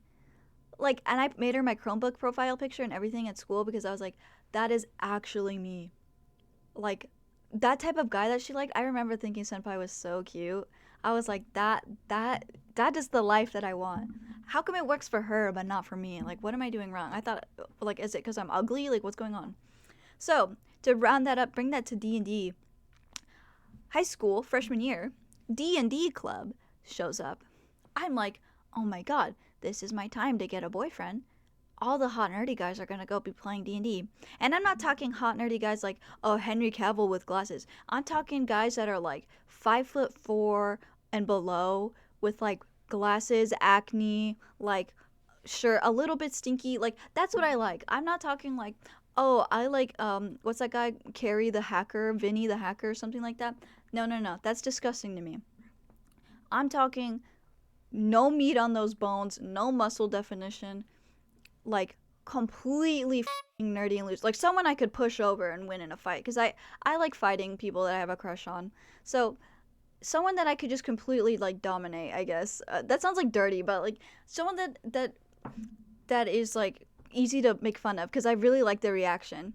I joined D&D club, right? What I was picturing in my head is not real life. No. All of those people in there were like redditors and like not like the kind that I was like into. Just like straight up like really nasty bad. And I thought D&D was supposed to be like something fun. No, they took it really serious. They I remember wanting to make a joke character where it's like this like girl that like wants to like have into like relations with all the village ladies, and I said, if I rolled enough, like, because I put a lot of like for charisma or whatever. By the way, I'm not really well versed in D&D because I did this solely to get a boyfriend, but I remember like putting like my charisma stats like really high. Like, you have to roll and then that's your stats. Well, I like lied and I wanted my charisma really high because I knew that if I had really good charisma, then I could like get in with like the village ladies. And I thought they would think that's funny because like, haha, sex joke, whatever. And we're in high school. No, they hated that. They kicked my ass out. I still stayed for like pizza and stuff. But no, they were like, if you're not gonna take this seriously, you're gonna have to leave. And that was like the first time in my life I was like, oh my god, these guys are like actually rejecting me. Like I'm not even cool for the fucking D&D club. So that was traumatizing. Everything I ever did in high school, like club wise or like even taking a class, like I took creative writing because I was like, I really want a boyfriend with glasses. It has to be with glasses. With glasses that is like really smart and nerdy as and reads probably like a lot of books. That's like what's hot to me. No. That's not real life. I did the same thing, low-key. I once watched the entirety of Marvel movies because the guy I liked was into it, and then I kind of mocked him and he got upset. Yeah, what is that? Like, they're, like, I feel like a lot of nerdy guys, like, their whole personality is, like, being into that one nerdy thing. And so when you come in and you like it too, and you know more than them, that, like, kind of, like, crushes their worldview. Good night, Clownlets. This has been Burptastic. Can't wait for more. Until next time. Peace. Bye, Field Seeker. Good night. Sleep well. Yeah, like, and I stopped playing D&D. Like, I was never really super into it anyway, but I stopped playing it entirely because I was like, wow, the people that play this are like a bunch of like ninnies, bro. Like, I wanted to have fun and like make my character fart if I like rolled a 5 or something. But no, they take it so serious. Like, they're like, you're not following the guidelines of the story. And I'm like, dude, this is like the worst DM ever. And the guy that was the DM, he ended up like trying to like flirt with me and like get with me anyway. But he was so nasty looking. Not to hate on anyone's appearance or anything like that, but he was also mean. So that's why he was nasty looking to me. Like, if you're mean and you're ugly, you're like not doing yourself any favors. So he was like the worst. Like, he was a combination of both. He looked like Slimer from Ghostbusters, but like as a person and with the same green aura. So that like really pissed me off because he was like horrible to me in D&D, and then he had the audacity to be like, "What if we dated? Like, what if I killed you with a knife 36 times?" Cool stream. Do you have a stream schedule yet? Yes, on my Twitter. I have a stream schedule posted up if you want to look at that. I will be playing Roblox tomorrow. The stink factor was too much to handle. Yeah, okay. I'm like 4'11" and I'm like, what, 87 pounds on a good day? This guy, he was like 6'2". That's kind of being generous. He was like 6 feet. He was taller than me. And he was like really like, you know what I mean? I don't even know how he saw that working. I'm like, dude, like that would like be like that episode of Family Guy where like Peter Griffin like crushes Lois and like all her bones break and like why do you even think that would work in your head? Like, that looks horrible. Like, just not for me, you know? He was like the worst type of nerd. He was like those pretentious nerds. That's what I didn't like. Like, you can be like a cool, chill nerd. You know what I mean? Like, if you're just gonna be a pretentious nerd, then like, what are you talking about? I can't make my character fart in D&D. Why? You could do anything. It's a roleplay game. And they used to like do like the LARPing thing, but it wouldn't be cool LARPing. It would just be like cringe LARPing. Like, it'd be like they would be like making the sounds like their weapons would. Oh my god! Like, why did I hang out with these people? They used to make the sounds like that their weapon would make. Like, they would stand up at the table and be like, woof, woof. And I remember sitting there and just being like, oh my god, this was like the worst decision I ever made in my life. No such thing as cool LARPing. That's not true. Go to a Ren fair. There is cool LARPing. There is cool LARPing. Stop it. Conventions used to be a space for LARPing. Every anime convention you've ever been to has been a space for LARPing. There is cool LARPing. I promise. It's real. It's real. I was gonna play D&D with my friends, and when I said I wanted to do like silly stuff, they didn't invite me to the game sessions. Yeah, what's wrong with like so many people that play D&D are so pretentious? Like, they have a set, like the DM will have a set image of how they want the game to go, and if you even barely deviate, I'm talking barely, like your toe can barely poke out of what the DM has for the story, like the idea he has for the story, they'll kick you out. It's so stupid. Like, I was barred from playing just because I wanted to like have my stupid paladin kiss up on all the village ladies. And I kept doing one thing because we would end up like in a village, right, or a tavern or something, and it would be my turn, so they would ask me, so the barmaiden comes up to you and she says this and it reminds you of this, so what is your reaction? And so I thought it would be funny to say, oh, well, is she hot? Like, is she at least hot? And I remember, dude, you know, like the board that you have up when you're the dungeon master? I remember he closed that. He was like, can you not do that? Like, seriously. Like, you're just killing the vibe. Like gave me this whole like embarrassing ass like ramble, and it's like, dude, I was just having fun. Like, I was literally role playing. Like, I was literally having fun. Like, why can't you answer if she's hot? So she's ugly? Like, like, it's a simple question. You could, even if you didn't think it was funny, you could just be like, yes, just to like at least give me the like the satisfaction. You should have been given a disintegration rate. Those people sound so annoying. Yeah, they were annoying. They were super pretentious. But I'm not friends with them anymore, so it doesn't matter. But that's the whole reason why I got into D&D and like joined D&D, is because I wanted like a hot nerdy guy. Also, speaking of people being into like hot nerdy guys, people have been like appropriating what it means to be like into nerdy guys, because people are like, I'm only into nerds, and it's like a Chad but with glasses or like maybe two zits, and it's like, no, you're not in it like I am. I like a socially awkward guy that needs me to like order off the menu for him. Glasses, doesn't know how to dress, has a Samsung with like 3 Instagram followers, if that, has iFunny, doesn't even realize it's not even funny anymore, has never had a girlfriend, has never kissed anyone, has a waifu. Like, that's what I like. I need that. Your taste in guys needs to be studied. I don't know why. You know what it started with, actually? You know Milo from Atlantis? Yeah, that's what did it for me. That was like the devil, like signing a contract. I saw how much of a loser he was. Nobody liked him. He had no friends. He had never been with a girl. He had only ever focused on his studies, but he was really smart. And he had, oh my lord, like give that to me, bro. I was like 4 or 5 when I saw that movie. Oh my lord, like give me that. Like that is so attractive. Like, you know. Stop smacking the desk, by the way. I'm sorry, I can't help it. This mic picks up everything. The engineer girl from Atlantis, yeah, she was cute too. Victor from Arcane, okay, yeah, he was pretty cute. Oh my gosh, like double points if they're like really like not fit at all. Like I don't really like muscles at all, like at all. I'm not attracted to that at all. Like I don't. This like doesn't impress me. The weaker you are, the more attracted I am. I'm like, oh my gosh, like you can barely pick up that box. Like I want to do it for you. Like let me show you how daddy does it. And like I want to be like the one that does that. Like the one that's all strong and like showboaty. But like, yeah. I don't know. I remember I was dating this guy cuz he was like a nerd in middle school, but then he started like getting into like the gym and stuff and I was like, "Ugh, I don't really like you anymore." But you're skinny too, bro. I know.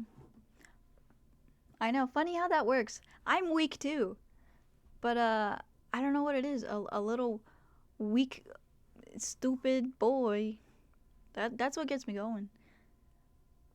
That's why I know like and I'm almost 21. That's why like I feel like oh man, like that's like a dime a dozen when you're like in high school.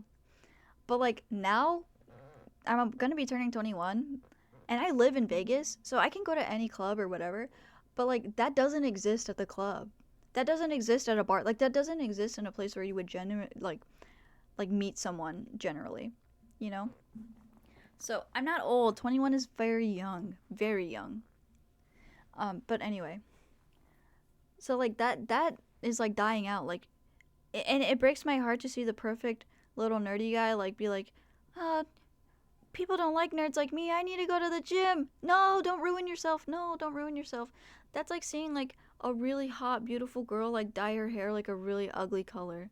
Like imagine you see the most beautiful, beautiful girl with the biggest boobies and the biggest booty and everything, and then she like dyes her hair like some color like turquoise or something, and it's like, why did you do that? I imagine you liking Morty. I think I didn't watch Rick and Morty because I thought it was cringe, but I think if I watched it, I probably would have liked him. You gotta go hit the gym to build some big muscles, take care of your man. Yeah, yeah. That's the only thing that would motivate me to go to the gym. So I can like carry my husband like a baby. Every time a nerdy guy starts going to the gym, an angel loses its wings. Exactly, dude. Stay a loser. Stay a loser. You'll never know when some girl out there is joining D&D club and computer club just to be with you. Be who you are. Stay who you are. Don't deviate from it. I did so many stupid things just to get like a nerdy guy. And it has to be like a specific type of nerdy guy. Like I don't want to date a guy that's like passively like into One Piece or something. Like that's not nerdy. Like that's normal. That's like being into a guy that plays video games. Like every guy plays fucking video games. That's not a fucking nerd. You know, like I'm talking like I want you to go play Magic the Gathering and ignore me for 10 hours because you're so focused on Magic the Gathering. That's what I like. Actually, don't ignore me though. I want to be there. But like playing Magic the Gathering or like being into stupid nerdy like Elden Ring and like Souls games. You have a place here. Don't want a guy who's a step away from writing a manifesto. Yeah, that too. Like, you have to be like at least like you have to have your empathy intact. But like, I hate seeing people like appropriate nerd culture by being like, oh, I'm into Dragon Ball, so I'm a nerd. Or, oh, like, I'm into like really popular battle shonen.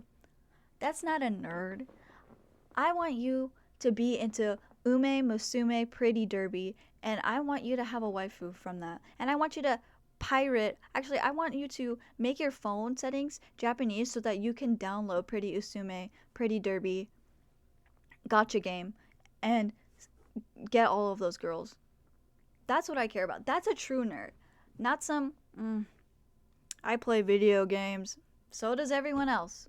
You're not a nerd. So does everyone else, dude. You're not special for that. Like, seriously. Like, you don't know how many times like I've met people that are like, I'm kind of into niche stuff. I'm a nerd. And I'm like, oh yeah, really? What are you into? And it's like, well, sometimes I like to play Elden Ring, which by the way is like one of the most popular games right now. And it's like, how much of a nerd really is that? I like niche anime like Dragon Ball Z. Yeah, like what? I like niche anime like Jujutsu Kaisen. No, you're not a nerd. This is the gatekeeping we need. Normalize gatekeeping, actually.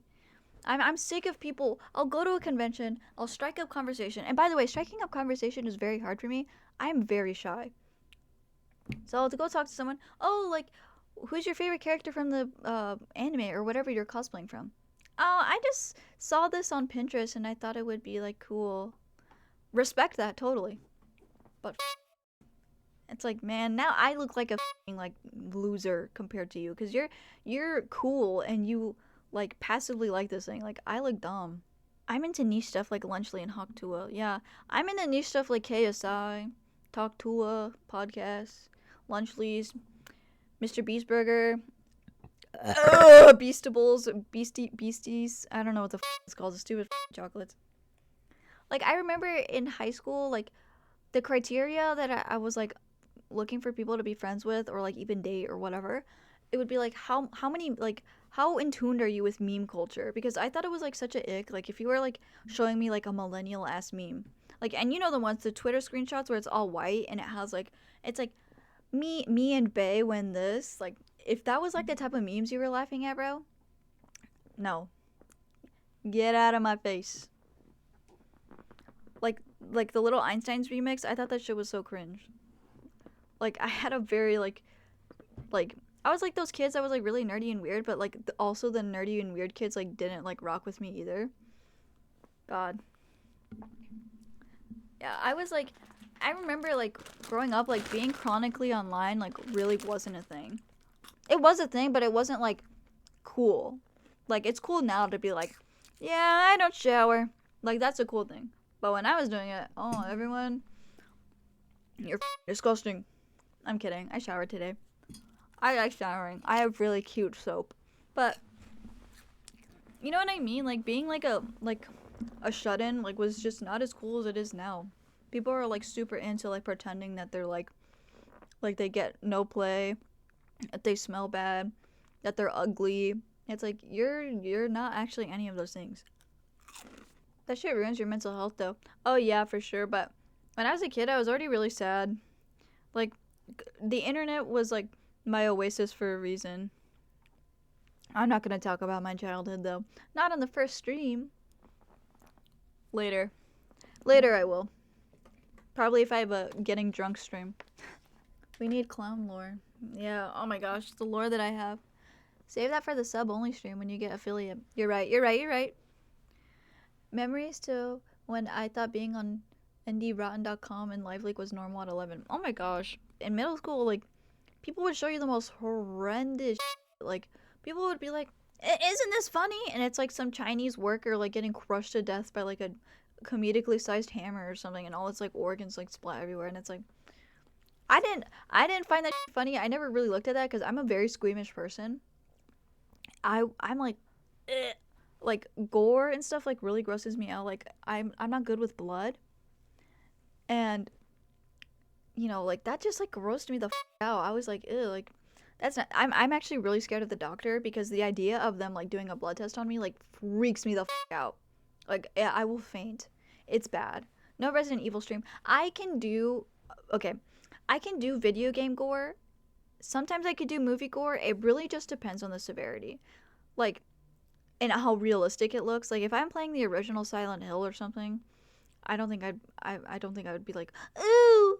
But if I was playing something, I don't know, like a mortuary assistant, I can't do it. That's disgusting. I will never forget watching a video of someone die in the lunchroom at school. Yeah, it would be like a Wednesday at 12:30, and like someone would show you a video of someone dying. Like, what the glib, dude? What is that about?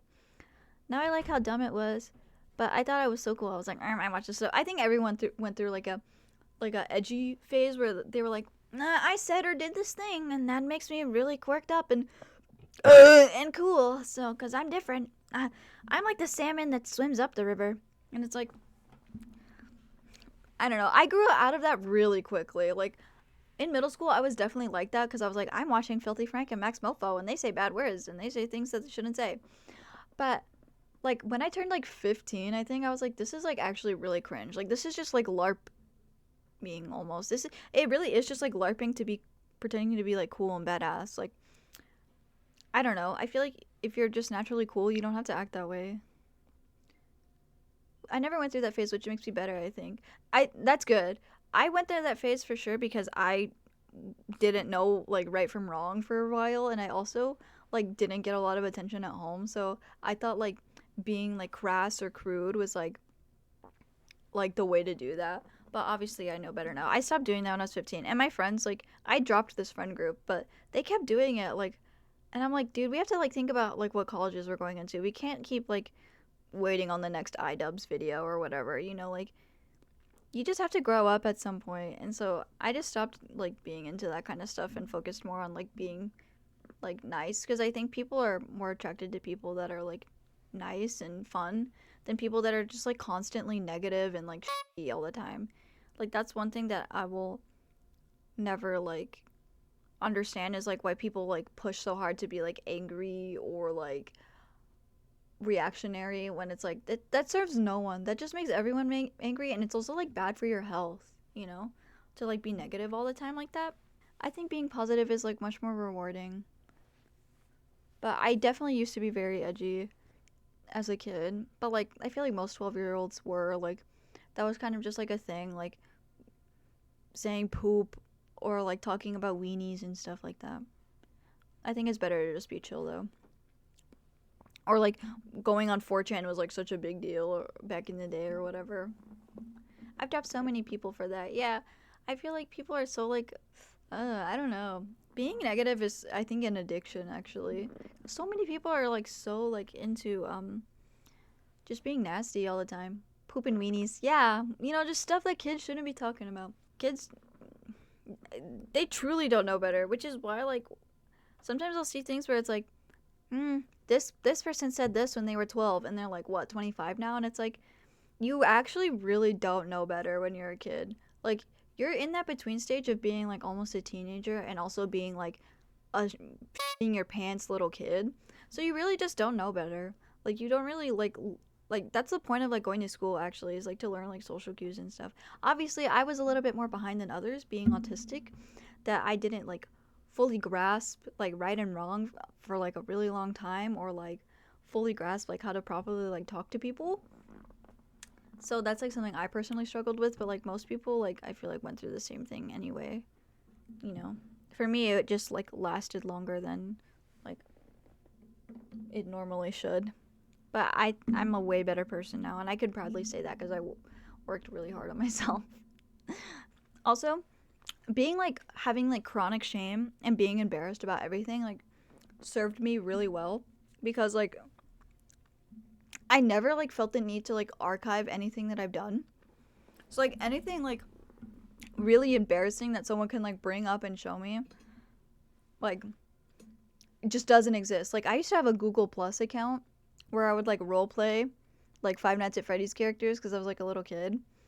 And when Google Plus got deleted, like, I didn't save any screenshots. I didn't like be like, oh, I need to like remember this. I just like goodbye. Like that shit is gone. Like I'm glad that shit is gone because no, like I don't want that. I don't want that like on my digital footprint. You know. LOL, really? Yeah, I used to like roleplay like online. There's this website that you could go to. It's called, what's it called? It's called Sham Chat, and basically like you roleplay as characters and like you like write like a story or whatever, and like some like people. It's like improv roleplay, and people will like go off with you or whatever. I had a Percy Jackson roleplay Google Plus account. See, I'm not the only one. Like role playing on Google Plus was like a big thing because it was like mostly like little kids on there. So like and because I was a little kid, I was essentially just like playing pretend, but I was being like I was taking it seriously because I was like you can't use asterisks when role playing with me. You have to use like literary, like you have to use commas, you have to like make it look like a novel or else I don't want to role play with you. Like I think one of my rules was like one paragraph like minimum to role play with me. Like I took it very serious. And I think actually genuinely that helped me like advance like my English like language learning skills. I was very good at English class, and I think it's a lot of that is credited to that and like reading a lot of fan fiction as a kid because I was just like one of those kids. But yeah, like role playing on Google Plus or like role playing on Sham Chat. I don't know. That's what I did as a kid. I used to role play like My Little Pony characters. But it would be like all serious, like a fucking novel. Like, Fluttershy walks into the tavern and she gazes upon every pony around her. And it would have to be so serious. Like, if someone used an asterisk, I'd block them. Like, you gotta take it serious around here. Do you have a pony, Sona? Not anymore. I accidentally deleted my pony Sonas. I used to play this game called Ponytown, and I've been playing it since 2016. And I used to roleplay as my pony Sonas, and I used to make a bunch of ponies, and it was awesome. Well, I was like, I have too many Google like Gmail accounts because I used to make a bunch of Gmail accounts so I could roleplay with myself because nobody like met my standards. So I used to like make a bunch of accounts and like roleplay with myself, and I was like, now I have too many emails now that Google Plus is gone. So I decided to delete a bunch of email accounts that I had. I didn't realize that I used one of them to connect to my Ponytown account. So all of my ponies just like got Thanos snapped away. And like they don't exist anymore. And it made me so sad because I found this My Little Pony role-playing game on Roblox and I was gonna like convert them like over. But now I can't because I don't remember what any of them look like. It made me sad. I had my own like little house there and everything. Like, bro, like that like, oh. I'm still sad about that. Like, that was like years of work gone. And they're like pixels too, and you had to like do all like the hex codes and everything. I took that game so serious, and now it's all gone. It is tragic. Thank you. Like, people don't understand. It was more than a My Little Pony role playing game. It was the memories, the hours I spent on there, picking clovers. I think I had one of the clover records in the server, and now it's gone. And now nobody's gonna know that it was me because it was like all secretive and stuff. 'Twas a way of life. Yeah, I guess that was like a sign giving me to like grow up and stop being weird. This was so recent too. I think this was like a month ago that I deleted my emails and got sad about all my ponies dying. I remember because I tried signing in. I was like on Roblox and I was like, let me sign into my pony account so I could like make all my ponies on Roblox. No, that's when they told me this account does not exist, and I was like, what did I do? Thank you, Scott Cawthon. If not for you, Clownhops wouldn't be as good at creative writing. Yeah, that helped me in English class. I was the best writer there was. Thanks to role-playing and fan fiction. A lot of people on fan fiction, but I think it's actually good for you because if you're gonna read something, at least have it be something that you like instead of like something like A Tale of Two Shitties or whatever. And yet they can't say in caps. I'm not even gonna try. I know. Why can't I say it? I don't know why. It's the weird ones though. You don't have to read the weird ones. There's tons of cool stuff. I read the weird ones though. I was weird, but you don't have to be weird. There's tons of cool stuff out there. Like I think Twilight was a fan fiction before it ever got like, is serialized the right word? Like published as a real like novel. Yeah. So like you can find cool stuff. Like fanfiction is just like a way to like have an outlet for creative writing. So it's not all weird. I looked at weird stuff though because I really wanted a boyfriend. I looked at like any anime character or any like fictional character that I thought was attractive. I would want them to be with me, right? So I used to like read fan fictions that were like this character X reader, so it's like X you. So it would be like a ship between you, and like they would write it in like first person perspective and stuff. So it's like you are experiencing things. Bro, I used to like turn my phone off and like roll in my bed because I was like, this is like the best thing ever. I don't do that anymore though, but I used to up until I think I graduated high school because that's just how I was. I would have died on the spot if I found out I deleted my Epic My Little Pony role-playing account. See, yeah, exactly. I almost did, but luckily, by the grace of God, I'm still here. I had something like that happen to me because I used a Yahoo account instead, but they deleted the old Yahoo account if you don't log into them for a year. That's crazy! Damn. If you don't log in for a year, I feel like that's so, like, you have to be really active then. Dang. I'd only read fanfics that fit within canon. Yeah, that's how I was too. Like, I didn't like, I know that it's an X reader, so like they're gonna be mischaracterized a little bit, but I didn't like if they were mischaracterized in a way where like that's not how he would hold my waist. Like, yeah, he wouldn't say that. He wouldn't take me home on the first date. He's a gentleman. You know, like that's how I was. I was like, I don't like that. That's not how they would be. Like it had to be like accurate to the thing, cuz I don't know. I was such a loser. I like crossover fanfic, like going in adventure action stuff. See, that's cool. I liked weird stuff. What did I do? I just broke something. Oh well. Alright, I gotta go. I'll try to pull up next stream if I can. Bye. Thank you so much for being here and talking to me. I read fanfics out of curiosity to see what girls are into. That's actually a good idea. If you can, go to AO3 and study all the X readers. You will find like what girls are like. That's a key way to get a girlfriend. You would find like kind of what girls are like looking for, at least the loser ones. I don't know about the cool pretty popular ones, but the ones that are really lame, like you can definitely find what they're looking for in a guy. But like that kind of like starts off with like all the book talk stuff where it's like getting kind of weird. You know that dumb song that's like I want a guy that's 6'5", tattoos, nice guy, or whatever the that's not me. But like you could actually probably like find girls that way. That's actually a good idea. If I was a guy, I would do that. Marvel or Capcom fan Clownhops MCC fighting game came out last month. I actually am not really into that superheroes that much. I tried getting into Marvel as a kid, but I didn't like that it was like because I have really good like pattern recognition. I didn't like that I could like predict what was going to happen, so I just stopped being into that. I also didn't like that they retconned everything with like, oh, there's different multiverses and stuff. Like I like things being like very like one and done. You know what I mean? Like I didn't like that they could retcon stuff just out of the blue. My friends in high school had a game where we would try to find the most messed up fanfiction based on whatever we were assigned in English class at the moment. Me and my friends would do that too, and I'd have to pretend that I wasn't like the motherfucker reading those.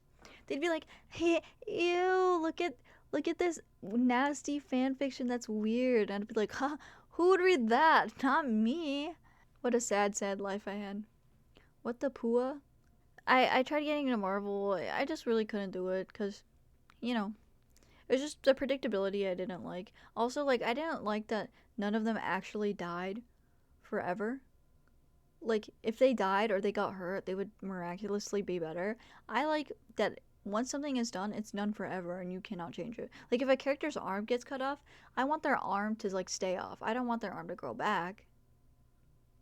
You know? Like, that's like, dumb to me.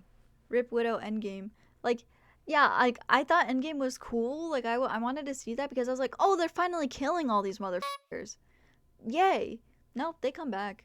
Like, there's no real consequences to anything. What manga have you been reading? I read, like, cute stuff. I read, like, magical girl mangas. I don't know why I have, like, such a morbid, like, sense of, like, like, content for some reason. Like, I really want all the superheroes to die. Even I don't, like, consume anything like that, so I don't know why I have, like, this primal... Maybe I'm evil. I have, like, this primal instinct. I'm like, I want Spider-Man to die. Like, I don't care. I don't want pictures of Spider-Man. I want Spider-Man to die. Like, just straight up. And not come back. Like, I want people to be sad at his funeral. Like, that's what I think about. Maybe I am evil. Like, I don't know. That like seems like a much more interesting like storyline to me than something stupid like, oh, my favorite superhero died. Don't worry, by the power of friendship, they'll come back. And then they like cry on the body, and then they're like, oh, like I'm healed, like I'm back. That's like corny to me. I'm like done with that. You're the Green Goblin flying through New York with disintegration bombs. Yeah, like I want Spider-Man to die. Put Spider-Man's head on my desk. Who said that? Yeah, I want Spider-Man's head on my desk. Yeah. I'm sensing a Puella Madoka. Yeah, I love Madoka. I love Madoka. I want his head on a pike. Yeah. Kill Spider-Man, kill Hulk, kill all of them. I don't care. I don't care. Also, I didn't like how unrealistic Marvel movies were, because what do you mean they destroy a whole city and then no one's mad at them? Like, I know they're starting to do that now where it's all meta, where they're like, people are mad at Batman because he destroyed New York or Gotham or whatever. He destroyed Gotham and people are mad that it's like not covered by insurance or whatever. And I'm like, okay, yeah, cool. You know, actually, you know who does what I want perfectly? Is The Incredibles. The original Incredibles movie, at least. In The Incredibles, they had an actually bad, evil guy that was out there killing, and I mean permanently. Like, these guys did not come back through the power of friendship or the power of, like, character armor, like plot armor. They did not come back in the second movie. These people died. This was real life consequences.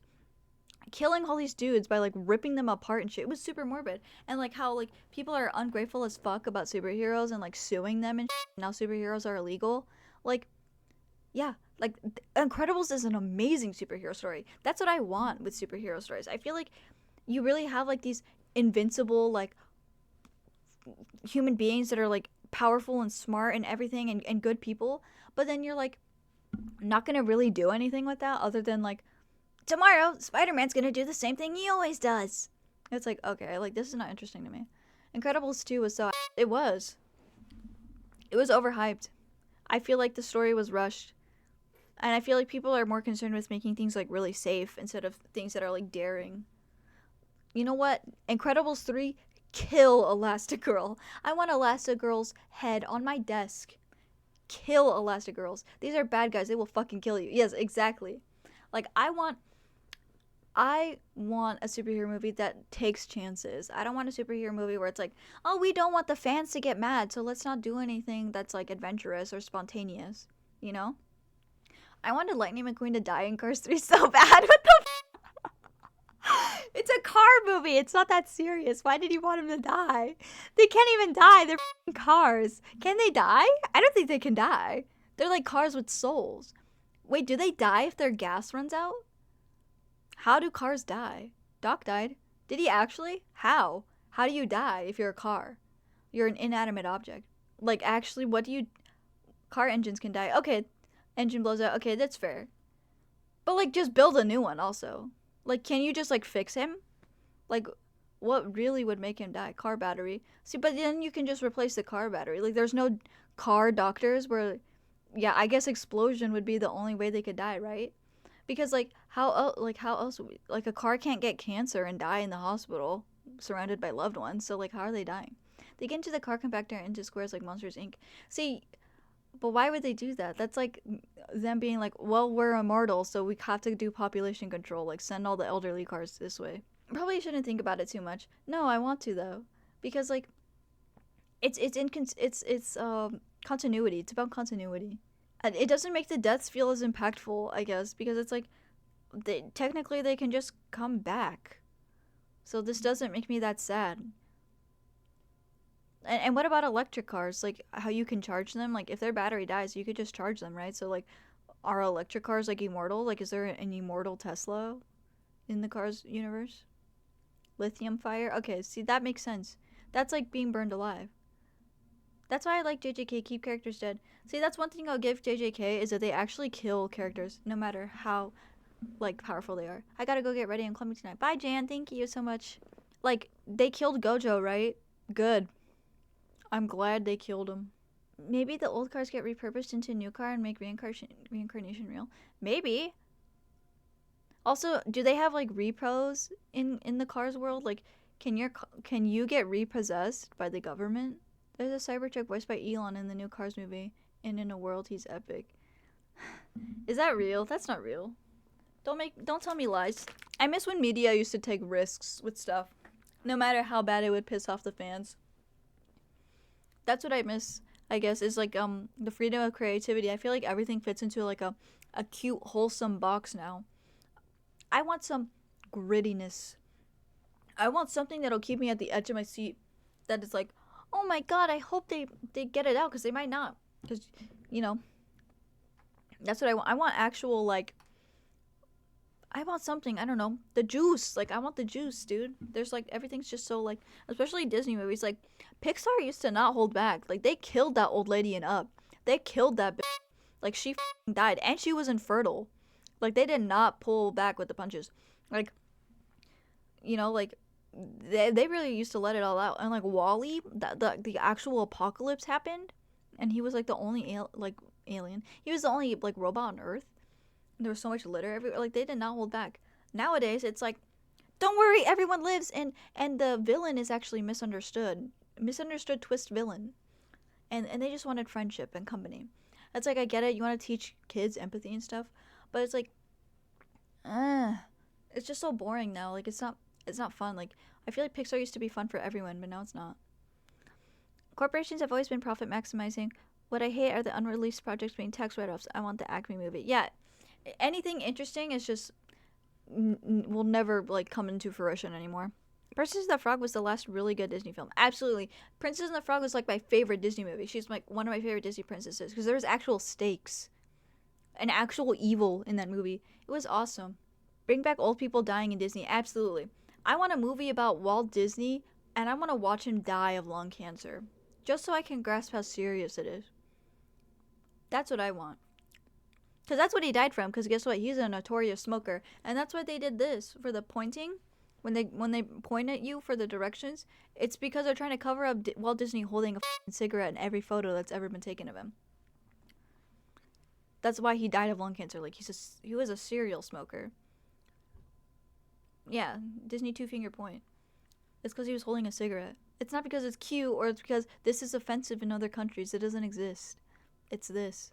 The firefight getting killed in Princess of the Frog made me so sad. Yeah, when Ray died, that was, like, as a kid, I was like, this is serious. Like, whoa. Like, let me lock in.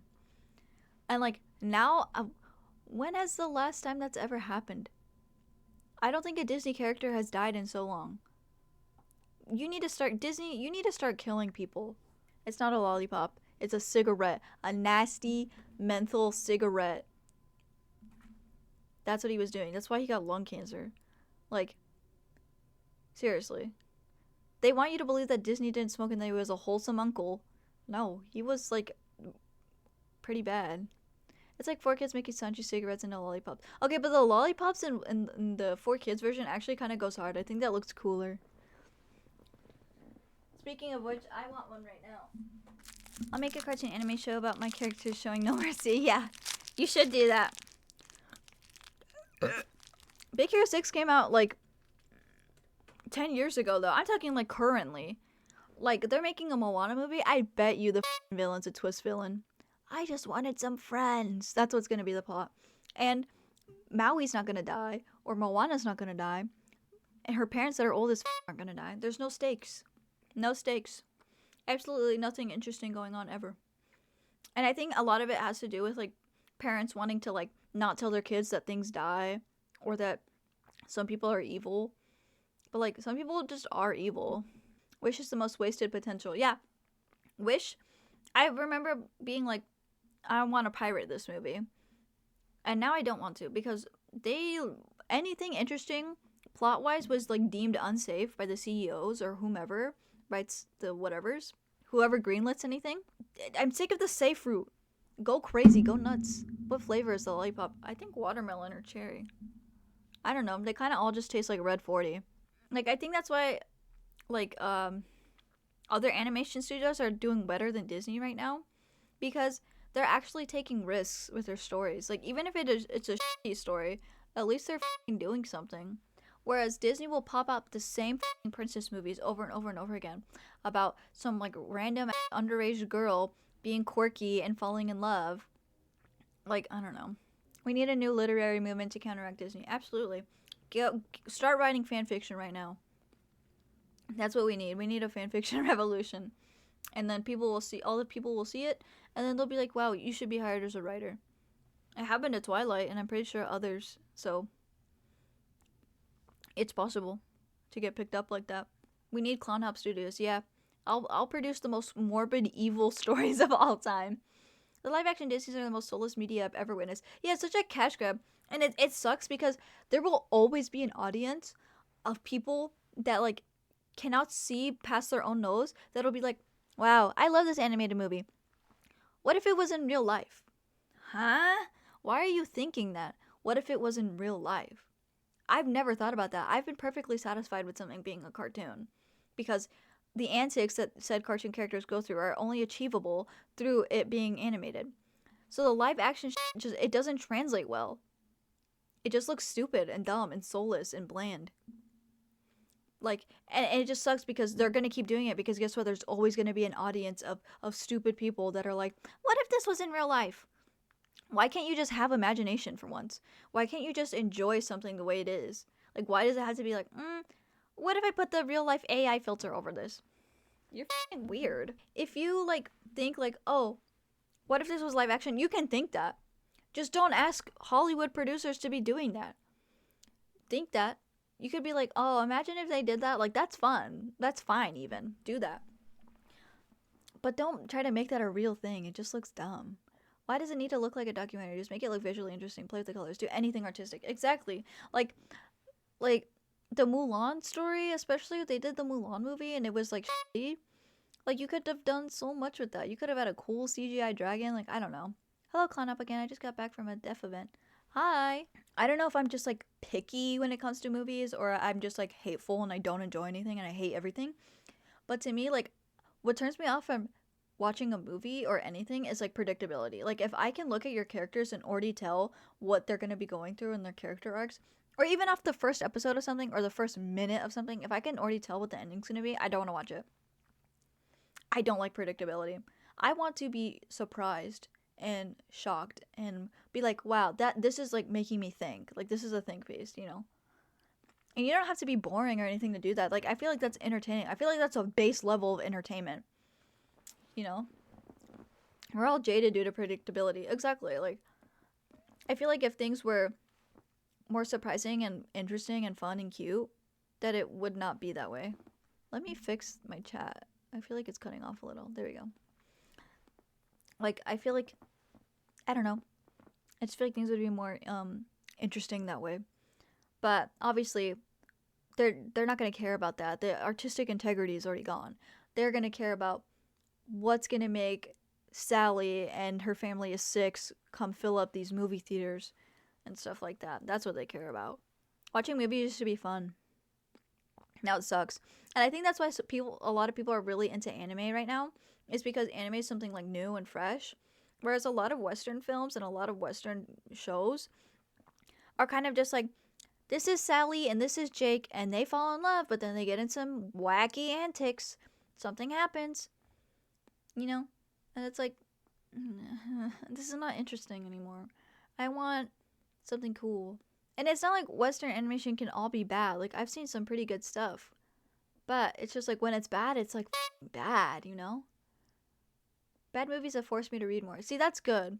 Reading more is good because the more you, like, read and the more you, like, broaden your horizon to media, like, I feel like it not only makes you more intelligent, but I think it also stops these, like, crooked ass producers from just feeding you pig slurry of a movie. You know, like, if we start showing them that we don't like movies, they'll probably stop making them. I really like the Puss in Boots and the Final Wish a lot. That's the most recent Western film I've liked. I like that movie too. It was cute. Western writing, I'm sorry, what's f***ing it up? It's because it's not even that. Everyone has good ideas. The thing is what it is that CEOs and producers and the old, like, people that are, it's old people. The problem is old people. They want something that they know works and is safe and won't potentially, you know, be like something like spontaneous or new, you know, like, they don't want to take risks is what it is, because once they find a pattern of something that works, like it kind of all started with Frozen. Once like Frozen came out and they saw how well that like platform, actually it didn't even start with Frozen, it started with Tangled. When they saw how well that like story plot worked out, they just applied it to every movie because they were like, well, every little girl liked this, so you know, like they found something and they just stuck with it because you know, it's like if it ain't broken, don't fix it. That's what they're thinking. But like media and entertainment exists to like make you think, make you laugh, make you cry. You know, it's supposed to make you feel something. Like everything now is just so soulless. Like I don't feel anything. All I feel is when I see a movie is like, oh my god, like I'm just paying for this guy to go sit in the Bahamas on the beach. You know, I don't think like, oh, this guy deserves, you know, the millions of dollars that he's getting from directing this movie or whatever. Like I hope the writers get paid good for this. I'm thinking like, oh my god, did all this hard work for nothing? This was wasted money. Let's all try to remember that Disney's movie industry was built off of using the public domain. They run out of ideas because they stopped things from entering public domain. They screwed themselves. Yeah, pretty much. They started off doing fairy tales and they did every fairy tale ever. Now there's nothing left, and now nobody can write anything new because if they do, it's like, no, don't ever put that into existence because that's a risk, and we don't want to take risks. We're comfortable. They're too comfortable is what it is. Stop hitting the desk. Hit the desk harder. Type 1 if I should hit the desk harder. You ever watched that Winnie the Pooh movie? I did not. I already knew that was going to be but. Okay, everyone says I should hit the desk harder. Are you ready?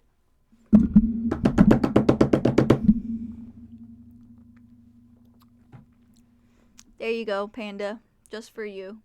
Did you like that? Did that tingle on your ears?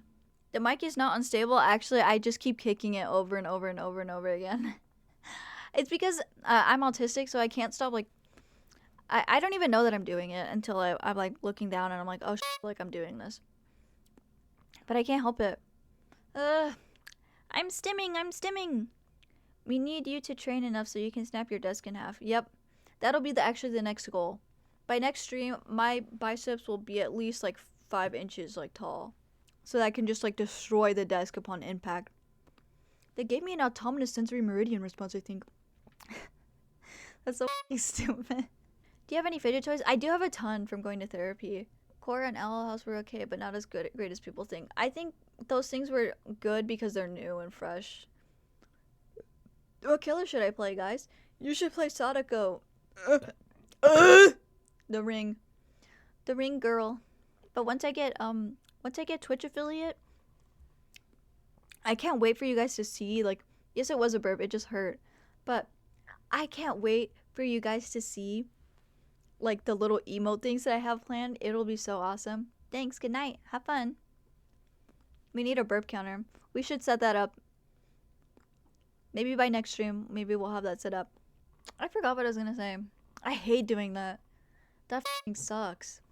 I feel like ever since, because I've had COVID like 3 times. And not on purpose. I don't even know how I got it. But I think it made my brain dumb. Like, I can't remember anything now. Like, I used to be so good at talking, and now I'm just like, I just say slop and mush all the time. My brain's so scattered. I forget everything now. I don't know. I'm probably gonna die when I'm 60 or something. I think that's long enough, though. That's a long enough life. I mean, at that point, what haven't you done? I mean, I guess it would suck if I, like, stopped trick-or-treating or something. I'm gonna trick-or-treat until I look visibly old. I'm going this year. Who's the worst yet dumb local? Dobson, DSP, or Timbox? I don't know any of those, actually. I haven't been into, like, locale, like, stuff, like, oh my gosh, since, like, high school or middle school, actually. I used to think it was funny, but then I was like, wait, these people are kind of just like me, so I don't want to bully them. Once you're 60, you can be the old person to die in the movie. I will. I'll ask Disney. I'll be like, can you record me just, like, dying? Okay, actually, speaking of old people, I think once all the old people die, I think we'll see some improvements in terms of, like, progression and, like, things that we actually want to see, because it's been, like, up to, like, a group of, like, 6 old people, like, on what to consume. So I think once we start seeing, like, new, actually refreshing stuff, it'll change. I feel like almost every decade has been like that, right? A bunch of old people die, and then they like hit like some sort of renaissance. That's kind of crazy. Trick or Treat is Ellie from Up. I don't know what I'm going as this year. I kind of want to go as like a devil, like dressed up as a nun, but I also kind of want to go as the Bishojo figure of Chucky. Either way, I will be getting dressed up in my Halloween costume on stream, so that'll be fun. Me thinks that'll be fun. What fighting games do you like? Because I play Street Fighter 6. I like Street Fighter. I like Tekken. I like Skullgirls. I keep breaking stuff. I like Skullgirls. I like a lot of fighting games. I grew up playing a lot of fighting games, but I stopped playing games when I got older because I just didn't have time. And also, gaming stuff is like really expensive now. You played the new Dragon Ball Z game? I haven't. I also have no room for like new gaming equipment or anything like that. Like, my bed is basically my whole room. Like, I have very little floor. It's mostly bed. Can you focus my camera? Jesus. Same. Favorite Street Fighter character? Oh, goodness. I really like Juri Han. I know she's kind of new because she showed up in, like, what, Street Fighter 4? I like Juri. I cosplayed her before, too. Sakura. I really like Sakura. I want to cosplay her sometime. Yeah, Juri Han is cool. I want to cosplay from Skullgirls too, but God, like, I feel like now that I'm not entirely living by myself, but I still like pay for a lot of stuff for my mom. Like, I pay most of her bills and stuff, so I don't like have as much money as I used to. Which, I mean, either way, I'm gonna be paying bills if I live by myself or not. But like, to get new cosplay stuff, it's like so inconvenient because it's like I just don't have room, and I also just don't have money to like complete any like projects. Which sucks because there's a lot I want to do, but it's like a space and like budget issue. Like, I can't really do as much, so I just try to improve what I have. I wish Juri Han would give me a chance. Dude, she would kick your ass. She's a cool girl. I like that she's strong and that she's evil. And she has a tragic ass backstory. She's supposed to be like a foil to like Chun-Li, right? Because like Chun-Li represents like everything that she could have been had M. Bison not like everything for her. I can't wait to play games tomorrow. I'm so excited. I'm just nervous though. Because what if I'm not that entertaining? What if I just look stupid? I like a well-written tragic character. Me too. Everyone could do some good by some tragedy. A lot of my cosplays used to come from repurposing old materials and clothes. Yeah, I want to do that, but I don't have a sewing machine. I can sew. I know how to. But I don't have a sewing machine. I also don't have room for one. Otherwise, I'd be making tons of stuff.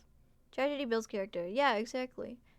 Like, I know things have been rather tragic lately, just in life in general, so maybe that's why people don't want to see that content as much. But, I don't know. I'm in like a mix of Rick Santos and Walter White. People call me the Rick friend. I'll be playing any Roblox horror game that I see. How to sew very carefully. Very true. I have been sewing since high school. It was fun. I don't think I'm very good, but I think I can learn. See, I don't know if anyone else has this issue. I have like a lot of like talents, but I'm not like good at any of them. Like, I'm okay at any of them. Like, I can sew buttons really good. I can hem things. But like, if you asked me to like make like a whole like ball gown from scratch, I wouldn't be able to do it. Like, I have experience in doing it, but I'm not like perfect at it, you know. Like, and that's the same thing with anything like singing. I'm not super good at singing, but I have like a nice voice. Cooking, I can cook fine, but I'm not like perfect at it. Like, I have a lot of like skills, but no set like this is my talent. You know what I mean? Before Anime Expo, did you go to any other conventions like San Diego Comic Con or other places? I used to go to conventions a lot. I stopped going to them, but then I started going to them again. I do want to. I didn't go this year though, but I do want to start going to even more conventions because I think it's good for like getting my name out there a little bit more. You know, like that's like the traditional way of being like cosplay famous. that's how people used to do it back then, like seeing you at a convention like a lot. The one convention I do want to go to this year, I think, is Las Vegas or Sin City Anime Expo or Anime Con. I forget what it's called. I want to go. It's in November, so I think I might go if I have the monies to do so. With a bit of practice or study, any skill can become a talent. Yeah, but that's the thing. Like, I get discouraged really easily. So, like, I just can't. Like, when someone tells me, like, oh, you're bad at this, I'm like, you're right. I'm like, I don't even try to fight it. I'm like, you're right. I'm just bad at that. I can't do it. Like, even with makeup, I'm, like, not really that good at makeup, but I'm, like, decent enough where it's, like, passable. Do something crazy in a cosplay and have documentaries made about you. Maybe I should, like take a shit on the floor or something. I have hobbies, but lose momentum to keep doing them. Yeah, I get tired of doing the same thing over and over again, too. Like, I don't really, like... Dude, I sound like a loser. Like, I don't really have, like, that many passions in life other than, like my drive to, like, make content and entertain. Like, that's one of my truest passions. Like, that's something I want to do. Like, I just want to perform. Daddy, I want to sing. Like, I really just want to be a performer. Like, by any means necessary. I just want to, like, perform and make people smile or laugh, or at least make people feel, like, welcomed somewhere, you know? Like, that's the type... And, like, that's not really a rewarding, like, passion to have in society now. Like, if you're not passionate about, like, computers or math or something, you're basically f***ed. And I'm unfortunately very passionate about, like, being entertaining. So that's my cross to bear. Recreate the pearl scene. Which one? The one of her dancing and they tell her no, she's doing, like, that dance? Or the one where she kills everyone and she's, like, smiling. That movie made me cry because I related a lot to her. I think it was supposed to be a horror movie, but to me I was like, this is, like, the saddest thing I've ever seen. Cosplay an evil character and do evil stuff. Yeah, you're right. I'm gonna cosplay as who's evil? I can't think of anything right now. I'll cosplay as Thanos and, like, kick puppies or something. I like to draw. That's nice. I really just, like, entertaining. Like, I don't know. I like talking and making, like, speeches or statements and stuff. That sounds so boring. I sound so fucking boring. I like talking. That's, like, one of my passions. Like, what? That movie gave my girlfriend an anxiety attack. That credit sequence with Pearl standing for 4 minutes straight was what did it. Really? That part made me cry. I was like, wow. This is, like, that's so relatable. Like, poor girl. Like, that's what I was thinking. I was like, wow, she's just like me for real. Not the killing people part. I don't have that urge. But I was like, wow, like, Pearl's, like, genuinely actually me. It was too real for her, yeah. Maybe reality's too much. This lollipop's good. I keep trying to bite into it, but it's not exploding yet. I want to get the gum that's inside. I like breathing, animating, and doom scrolling. See, one of those is really cool. What's the worst candy you would say? Like, the absolute worst one. Like, you go trick-or-treating, you see that in your bucket, and you're like, oh, For me, it's Twizzlers. I like a lot of candy, but Twizzlers is not one of them. That tastes like candle wax. Red Vines are good. It's just Twizzlers that are nasty. Dots can get the out. I think Dots are good. I just get scared that they're gonna rip my teeth out. Ugh, Tootsie Rolls are nasty. Tootsie Rolls are nasty. I don't care what anyone says. Getting a lollipop and then finding out it's a Tootsie Pop, like there's a Tootsie Roll in the middle, ruins my day. You don't like candy corn? I love candy corn. Red Hots, I hate them. That's that spicy cinnamon candy, right? I can't have those. Thoughts on candy corn? I love candy corn. It's yummy. I've always loved candy corn. I think after eating them for a while, though, it can get kind of like musty, for lack of a better word. I don't even know how to describe it. The flavor is definitely too much after a while. I love candy corn, though. I definitely can't eat a lot of it in one sitting, though. Whoppers, yay or nay? Whoppers are good, but it's the same thing like candy corn, like where if you eat enough of them, it's kind of like, oh, I don't feel so good. Like, the flavor kind of is overwhelming. I would give kids a raw potato on Halloween if I wasn't worried about vandalism. No raw potato. Oh my gosh, one time in Halloween I got like a toothbrush. Whoever did that, dude. You should give cool stuff like bags of chips. What about lemon heads? Lemon heads are good. I like them. Probably a dentist. Well, they should die. Full malice there. If you're giving out floss and apples, and not even a candied apple, just a regular apple on Halloween, you should die straight up. And I mean like now. It's on site, yeah, exactly. What about Kit Kats? Yummy! Anything chocolate is pretty much good. Smited from heaven. Yeah, lightning should come and just eviscerate you. If you're one of those houses that give chips, snacks, candy apples, like food, even drinks, like you are the GOAT. Full bars, goated. You have a special place in heaven for you. Anything other than that, like floss, apples, rocks, like poor old Charlie Brown, you are going to hell. Straight up. Just hell. You don't even get a chance to see the pearly gates. Just, you are gonna wake up and there's gonna be fire all around you. Update, I won my game. I got a 4K. Ayy, congrats. Yay, I had a neighbor that gave out chips and a soda. See, that's the goat, and you know what? They're gonna go to heaven, and God themselves is gonna kiss them uponeth thy cheek. Nerdbox is an excellent Halloween treat. Yep, absolutely. Big ass candies, like candies that you know everyone likes. Don't give out some bull like Smarties. Who's gonna what kid is like, oh boy, I can't wait to get Smarties? Like, what the hell? We're not old people. Like, we have advanced past that. We have red 40 and yellow 5 now. Give that to us. You know, like, we've advanced. We have Lake Blue 3. All the chemicals your little heart can desire. Give those out. Only reason I get Smarties is to pretend to smoke it. I remember wanting to do that in elementary school so bad, but I never figured out how to get it work. How to get it to work. This year, because I know majority of you are probably adults. This year, okay? And this is a special Clown Hop request. On my debut stream. Get a ton of chips. Okay?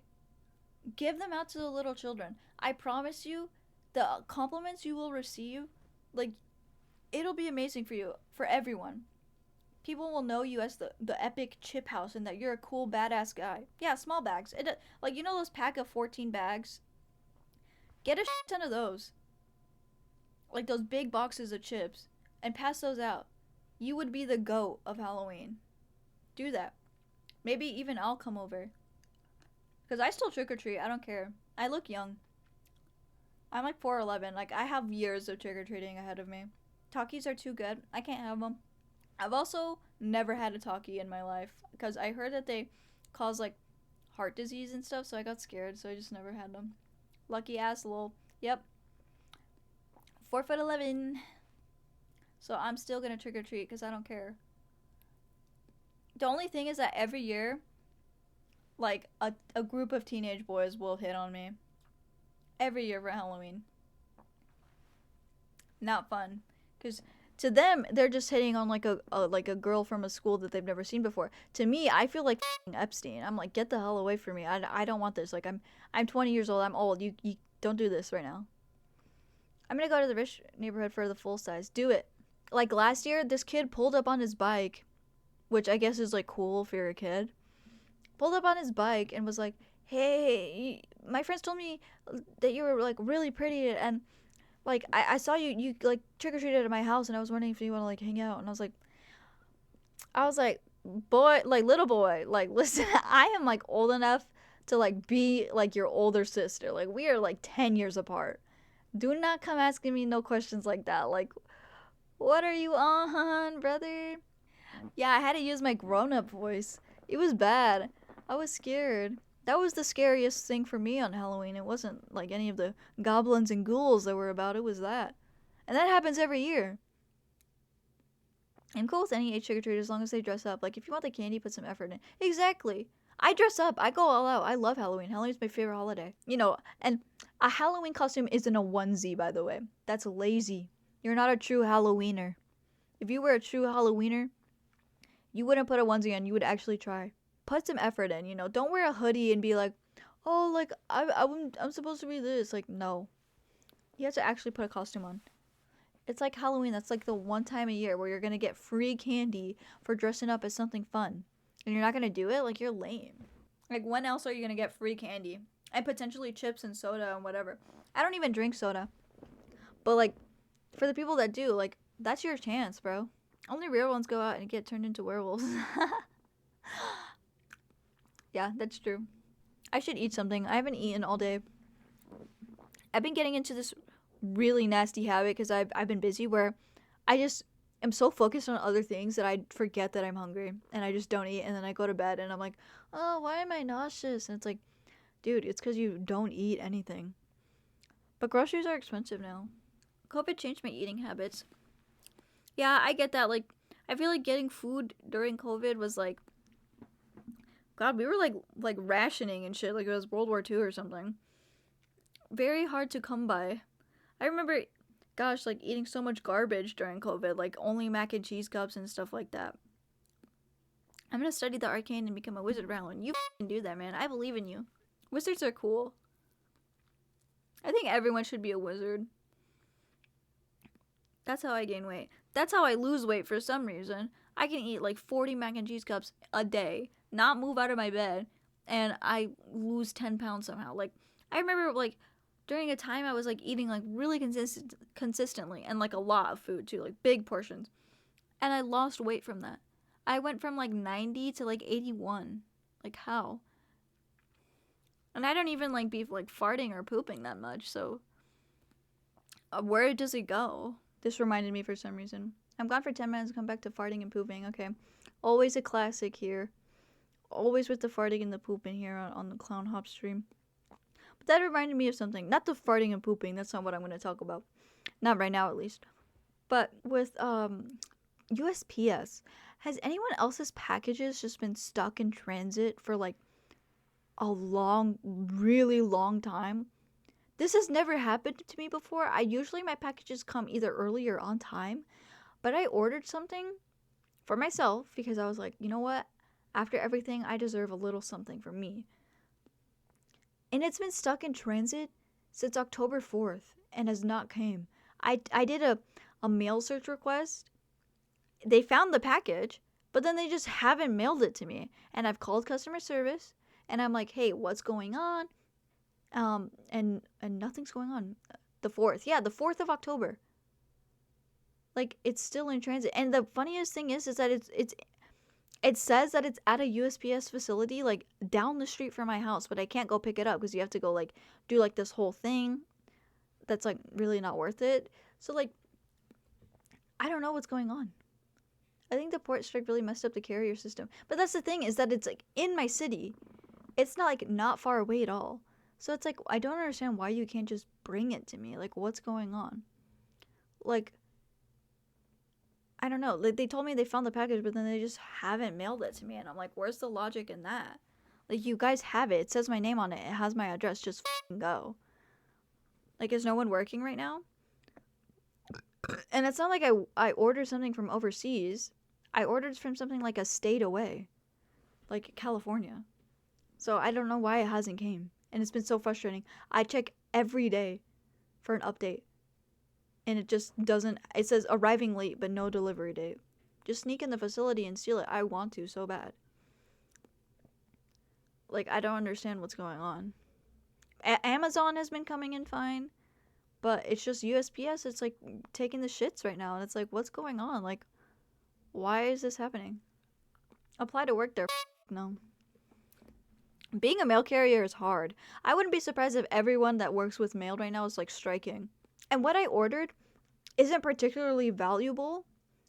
So I don't know what they're doing with it. They're certainly not playing with it. Or like taking turns wearing it. Like, it's just clothes, right?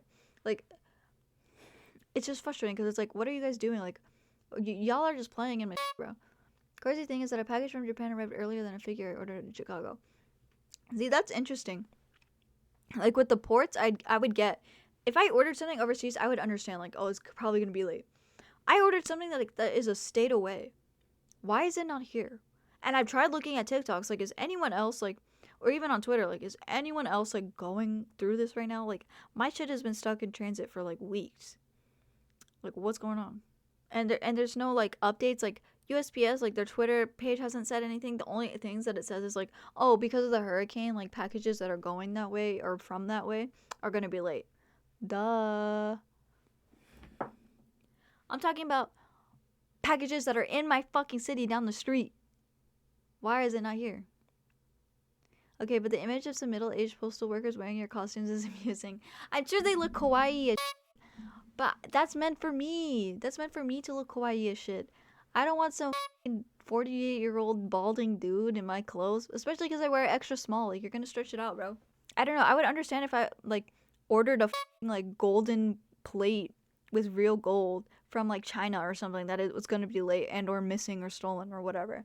But I didn't do that. I ordered like a used cosplay from California. Like, why isn't it here? It's pissing me off. And the worst thing about customer service for USPS is that it's not a real person that you're talking to. So I can't make a genuine complaint and talk to someone and have them resolve the issue in a quick manner. It's a fucking robot. It's like a weird AI thing that's like, did you say open the peanut butter? And it's like, why would I say that? Like, I want to talk to a real person. Like, is that like a boomer take? Like, I feel like such a boomer, but I do want to talk to a real person to help me with customer service. It's like, it's so inconvenient to talk to a robot. Hey, my package da-da-da is missing. Do you know where it is? And they could be like, let me check the system. Da-da-da. Oh, it's here. Da-da-da.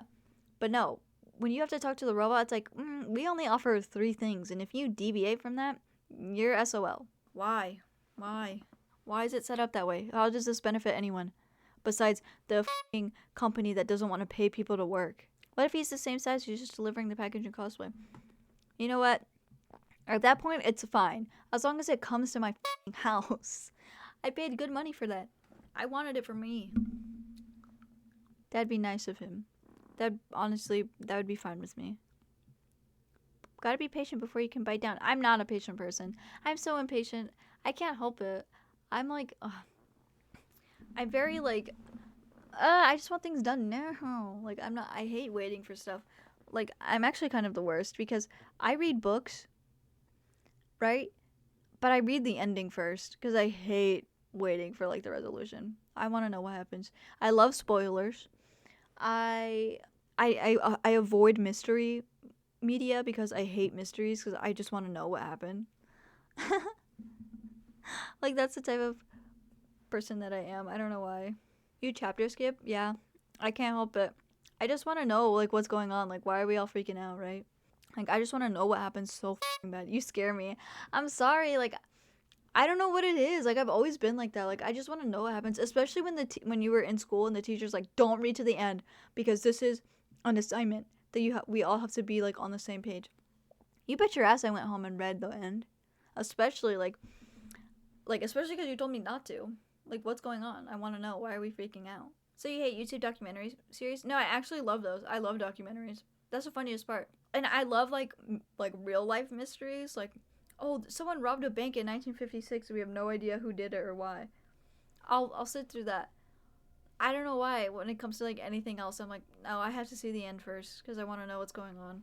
Or, like, I'll purposely, like, look for spoilers. And I hate surprises. Like, if someone surprised me for my birthday, I'd be like, man, f*** you. Like, I just can't. I have to, like, know what's going on. I hate not knowing what's going on. Nah, that's normal. See, I'm normal. It makes sense. Yeah, I just hate, like, waiting for something to happen. I don't know. I love spoilers. Anytime a new series is getting popular, I always look up, like, the ending. Because I just want to know what's going on. Tell me what's going on. Like, if someone tells me, like, oh, I bought you something, and then they don't tell me what it is, I'm like, why? Like, don't do that to me, bro. Like, that actually, like, makes me, like, stay up all night. Like, that gives me anxiety. That's probably a symptom of something. I'm gonna do that now, yeah. You should start being, like, as whiny as possible. I think a lot of people like that. A lot of people want to hang out with people that are really, like, whiny and bitchy all the time. I read wiki articles and spoil myself sometimes. See, it's the curiosity. I can't handle, like, having just, like, stagnant curiosity. Like, I need my curiosity fulfilled. Like, I can't just live with, like, oh, wow, like, I wonder what happens next. Like, I have to know now. pig versus horse, who wins? In terms of intelligence, a pig would win. But in terms of, like, running, I'm pretty sure horses are faster than pigs. Being normal is passé. Maybe. That's probably true now. I started a new romance anime. I have to Google to see which characters end up together. See, like me, like, I actually have to do that. Just so that I know that it's worth it. And it makes, I think actually it makes every moment sweeter. Because I'm like, I know what happens. I know that you have a crush on them. And that you are gonna fall in love and it's gonna be cute. That's like what satisfies me. I don't like wondering. I don't want to be like, oh god, I wonder if they're gonna get together. Like, tell me, or I'm gonna freak out. Like, I actually am gonna tweak. That's just the kind of person I am. So, like, I used to open my Christmas presents, but I figured out how to, like, reseal them just so I knew what I was getting for Christmas. Because I just hate, like, especially when your mom would buy them early, like on the 1st of December, all your Christmas presents are there, and then you have to wait all the way until like almost the end. That, bro. That like sucks. I want to know now. Especially so I know like what I'll like and what I won't like, you know? I hate that. Like I hate waiting for I hate waiting in line for things too. I'm like, this is not fun. Like, if you're waiting in line for food or, like, a ride to go on or something, that's, like, the worst thing ever. It's never a surprise because I told my parents what I want. But my parents don't listen to me. They think that I was just, like, blabbering, like, random kid nonsense. I feel like I look like a cat, like, swallowed me. And I'm, like, poking out of his, like, mouth hole. Like, the Jake suit from Adventure Time. That's how I feel I look right now. Same, but I could never sleep.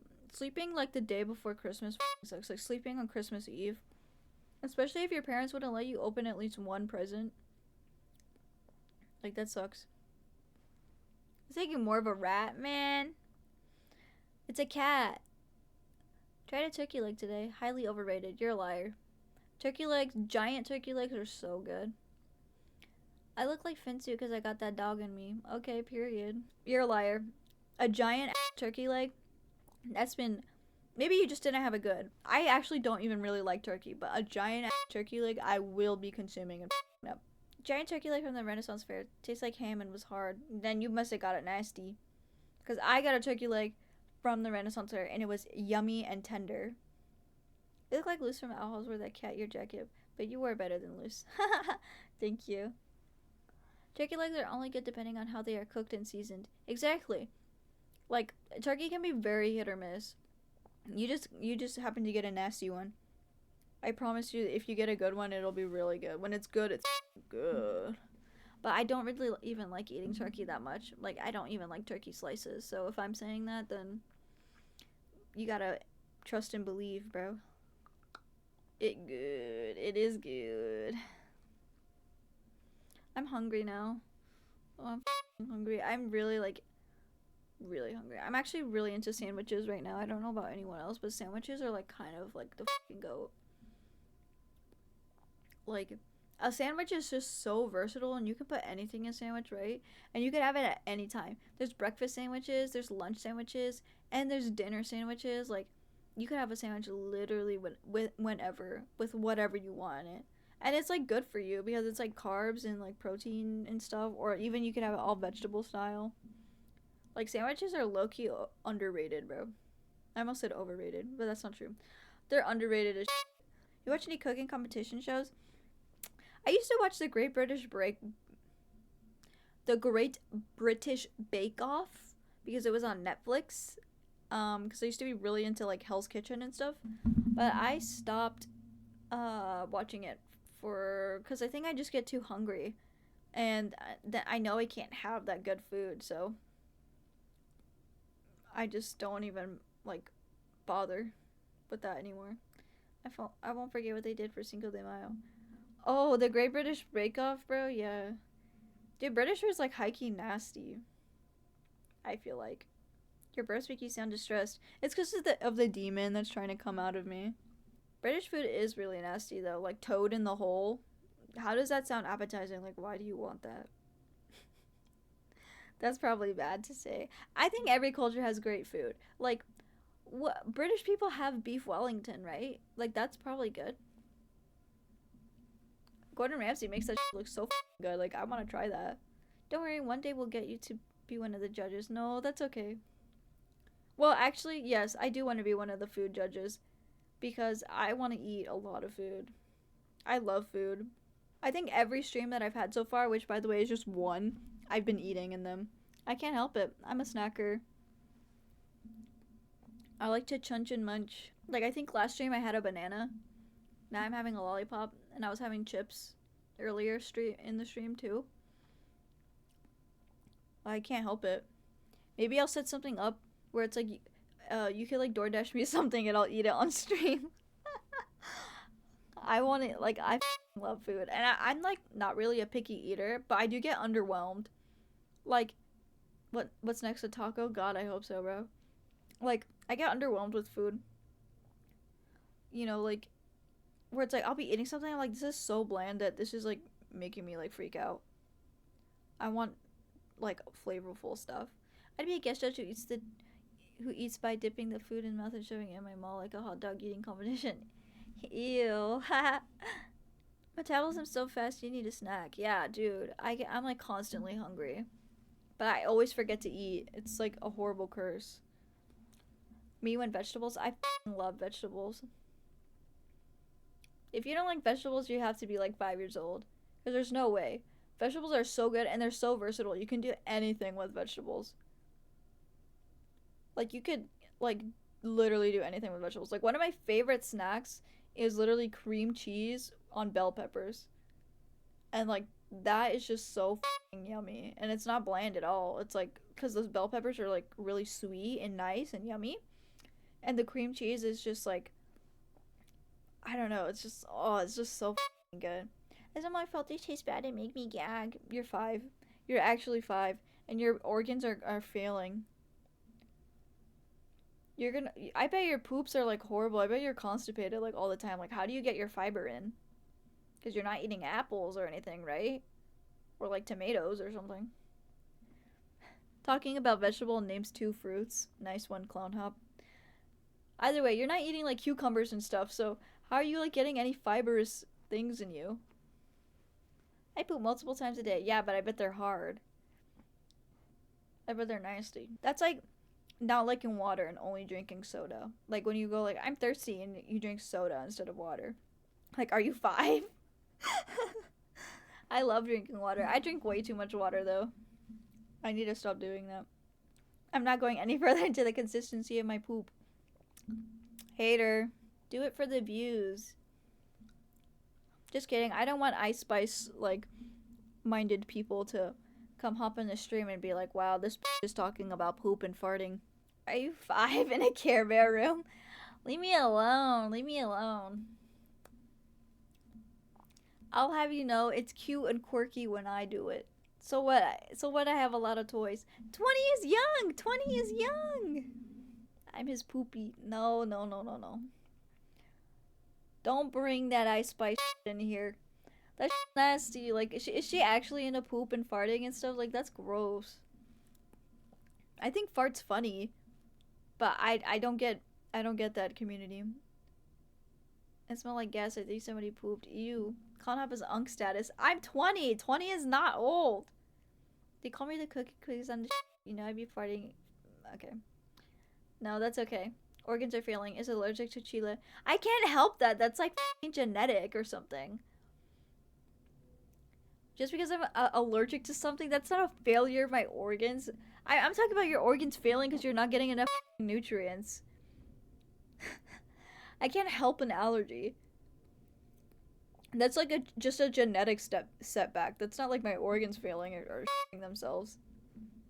You know you can get allergic to chile if you eat too much of it, right? Like, it could ruin your stomach lining, so how about that? Take that, liberal. Are you playing League of Legends? No. Maybe one day, because League of Legends is insanely easy, and I could probably just, like, stream it and not really think about playing it. And you're not the one to call people constipated. Oh, yeah. I'm so constipated all the time. So how do we bring poops and farts in this stream? That's, like, I don't know. Can't help it. I'm playing League. It's lit. That's good. What's your rank in League? Bronze 2? I'm kidding. That's just being mean now. I'm kidding. I'm sure you're very good at League. Are you playing Fortnite? No. I've never played Fortnite in my life, and you want to know why? Because when I was a kid, okay, and this is true Unk status, okay? When I was in middle school and high school, if you played Fortnite, that was social suicide. You were basically the most annoying, unlikable person in school. People hated Fortnite kids. Fortnite was like the cringiest thing you could ever do. Now, if you play Fortnite, dude, that's legit. Are you cranking 90s, dude? Everyone likes Fortnite now. Like, what is with that? I thought everyone hated Fortnite. So I was leading my life being like, oh, I hate Fortnite. It's cringe. Now everyone's like, when are you going to play Fortnite? Never. You guys told me it was cringe. Wow, so old. Fly high, Unk. Stop. It's not that old. It's just different, okay? That's right. When I graduated, it's like everyone does it and it's super cool, right?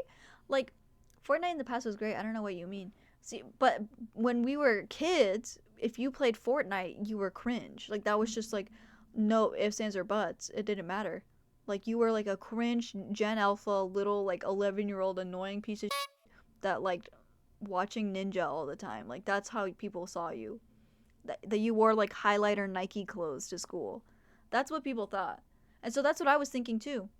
I was like, okay, I don't want to play Fortnite. I don't want to be cringe and have people think, you know, that I'm like chugging Gatorade all the time or something. I don't know. So I just never got into it, but now it's cool. So maybe I have to get into it now. Tried Fortnite once, didn't see the appeal. You fell victim to the hive mind SMH. It's not necessarily the hive mind. I just fell victim to like being really scared of being made fun of. I didn't want to like do something wrong. So I was just like, if you guys are saying that it was cringe, then it is, and I don't want to be caught in that. So I was already doing insane like playing dating sims in class. Like I didn't want to make anything worse for myself. Now you have to get it in a World of Warcraft and now you have to get in World of Warcraft and RuneScape. Like get into it. Oh my gosh. For World of Warcraft and RuneScape, isn't that all like pay to play type of stuff or pay to win rather? Is RuneScape coming back? If so, that's lit. I don't know. RuneScape was very cool, I feel like, in like 2018, 2019 maybe. Like, especially even actually during COVID, quarantine. You know, that's what I think people really were into it. That's when I saw a lot of like RuneScape Let's Plays. But nowadays, I feel like I don't really see it that much. Which is fine, you know. Don't want to be cringe. What would the D&D group think? Exactly. What would the D&D group of those people that hated me, what would they think? I wouldn't want them to think I was cringe or anything. Not that I am or ever was. I used to wear a Naruto headband in my freshman year, 2018, before the Great Shift, but being a 6-foot black man makes the bullying subside. At least it wouldn't have it in my face. That's actually really funny. I guess that made people like not want to bully you, but see me, I'm on the exact opposite spectrum of that. So that made people want to bully me even more. I'm like cartoonishly geeky. When you did it, they were probably like, wow, this guy's cool. This guy's legit. But when I was doing it, people were like, let's take a picture of this for Snapchat streaks and laugh at their misfortune. You're SpongeBob. I am. No, I used to have really messed up teeth. So I basically was at the time. I really was SpongeBob. I used to have the most crooked, gnarly set of teeth ever. I'm really glad I got braces. But the orthodontist didn't like straighten my teeth all the way. So my jaw is very like uneven. You can't really tell in pictures, but I can always tell and I don't like it. Because if I can tell, that means someone else can probably tell. So I want to go to the orthodontist again and get it fixed. Because like if I'm looking straight at you, you can probably see like my jaw's like misaligned. Like watch. Right? Oh, people definitely took pics. I was not cool. Well, we would have been besties then. We would have been bestie westies for the resties. But yeah, I was like the ugly weird kid though. But we would probably hang out and be cool. I tried really hard to be friends with everyone, but it just didn't work out. But yeah, like actually you can see this tooth right here is like tweaked up. They like did not finish my shit. They just took my shit off. I told him, hey, like I'm starting college, so I'm probably not gonna be able to like come in as often to get my like checkup done. He was like, oh, since you're starting college, we could just take them off. And I was like, I don't know how to say no, so I was like, oh yeah, I mean, you're the professional, so you do whatever. But this dude just did not want to finish it. When are you re-getting them? I don't know. I made an appointment, but they never called me back, so I'm just kind of waiting for them to call and confirm with me. But braces are really expensive, so I'm going to get it done at like a college because it's like discounted because they're like students and they're learning and stuff. So that's what I'm gonna do. I think it was like 200 like a month to get my braces tightened, and that was like a deal. Like when I first got them, I don't know how much it would be now, but I know that I really want them because it's either that or like jaw surgery, which I don't want to do because I'm terrified of doctors. So. But when I do get braces, I'm probably going to get like rainbow color or pink or something cool. I usually used to get black because one, I was really goth as a kid, and two, black braces make your teeth look whiter. So I thought that was cool. So that's what I did. It made my teeth look healthier than they actually were. I've only had one cavity in my whole life though, so it's not like I have bad teeth or anything. It's just that my face is really small, so they can't like fit all of my teeth in that. Plus, I had this thing called hyperdontia or something like that. Hyperdontia, yeah, I think that's what it's called. And basically, my teeth were growing like copies of each other. So I had teeth that were growing on the roof of my mouth because they were just like copying each other like a shark. Like you know how a shark has like sets of teeth like behind? That's how I was. And it was not good and not fun. So I had a bunch of extra teeth. So they had to pull out a bunch of teeth before I got them. But now I have like a normal amount of teeth. So the only thing is that I don't want them to take away my canines because I have very sharp canines and I think it's cute.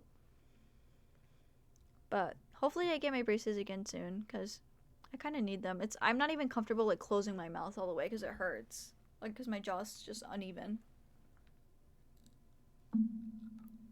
And it just sucks because like I can't do as much like makeup stuff as I want to do, you know. Plus I get like nervous like taking pictures. Like what if I look weird? I have an extra tooth that came in a few months ago weirdly. It's the molar at the bottom that's just in the gums. That might be your wisdom tooth, bro. I love my canines. They're so sharp because I'm always eating popcorn kernels. Yeah, brother. Canines are underrated teeth. I had braces when I was younger. Recently, I did Invisalign because my teeth shifted again. It was so much better. It can't be used for everything, but I always recommend asking your ortho about it. See, I have Invisalign for my retainer. It's doing nothing for me, though. Like, my teeth, yeah, they're staying where they need to be, but it's not, like, fixing my teeth, you know? Plus, I don't think they can fix, like, the jaw issue. Because what it is, like, my, like, teeth are, like, one side of my teeth is, like, going in more, and the other one is, like, completely fine. So I just need them to, like, pull my tooth from going in towards my tongue. I don't want to like show you my mouth because it's kind of weird, but basically like one side is like curved in that way and then like this side is completely straight, so the way my like jaw rests, I don't like this, like it looks bad. So I really want to get that fixed. I think having good teeth is very nice and fun because I had really bad teeth for a while and it was like horrible for my confidence. So I really want nice teeth, and not even like nice like veneer like perfectly white like all the teeth are the same shape like horse teeth. I don't even want that. I just want teeth that are at least like I can at least close my mouth. You know, I feel like that's not asking for a lot. I think I'm finally getting to the gum. I'm almost there. When I kept growing extra teeth, I had like 6 like molars, right? And they kept growing like on top of each other somehow, and they would like from the pressure of me having like too many teeth, they would fucking shatter in my mouth and like explode. Isn't that weird? Like one time I went to a Halloween party and I felt something crunchy in my mouth. I thought it was candy. I look and it's my fucking exploded tooth.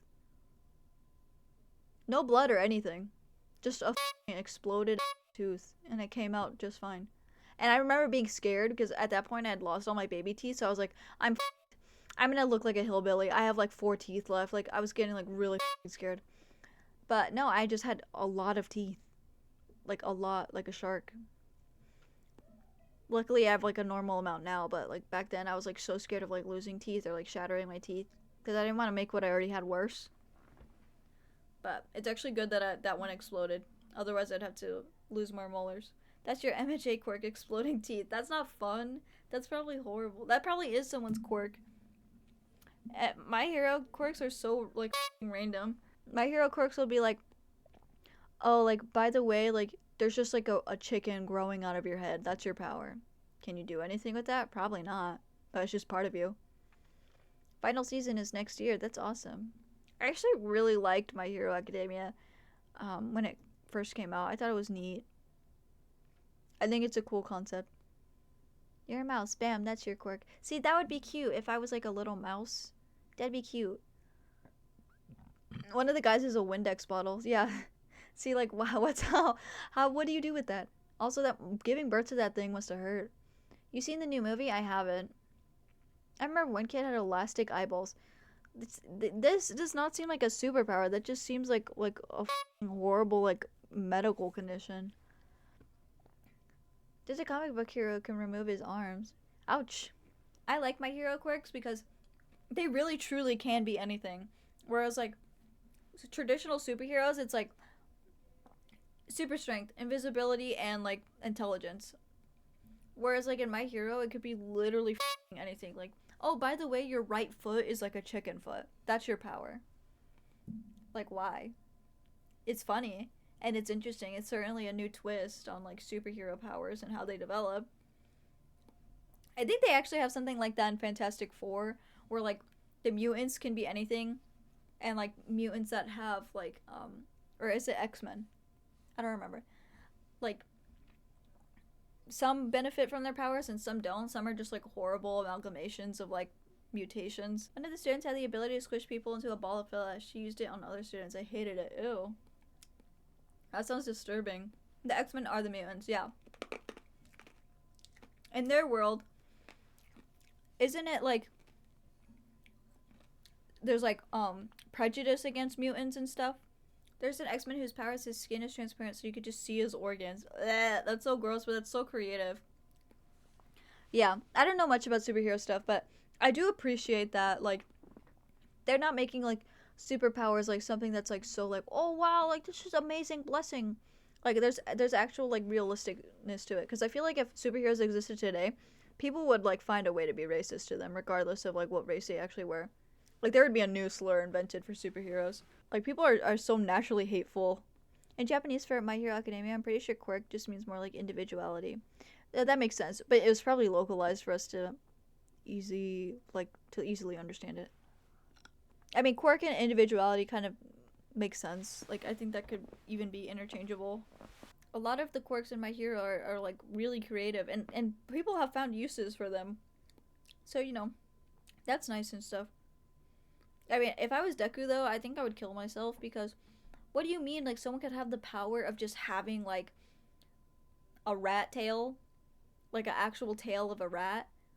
But then I don't have anything. Like, statistically, what are the odds of that? It sucks. Person getting bit by a radioactive spider and can crawl on walls. Person born with the ability to crawl on walls. Yeah, see, like, that's cool. I just want a chill quirk like Suyu's. Doesn't Suyu, like, vomit up her own stomach and stuff? And can she, like, be poisoned and stuff? I'd rather have nothing some of the other quirks. I know. I feel like it would be fun having something. But I'm an ordinary human, so that's probably why I think that. She can vomit acid, I think. Yeah, she can, like, puke poison up and her stomach up, and her tongue's, like, really, really, really long. And, like, she's, like, can crawl on walls and stuff, and she's, like, actually kind of gross. I f*** with her, though, because when I was growing up, a lot of people said I looked like her, and I knew that everyone thought she was bad, so I was like, yes, that's a W for me. I was like, so you're basically calling me pretty? That's how I took it, and not that she was, like, a weird freak. She's surprisingly OP. I think she's awesome. I think she should have been used more in the story. I love a guy with the shadow. Oh, what's his name? Toradoki or something like that? Tomodachi? I forget his name. He's cool, though. I also like that all the quirks have, like, nerfs.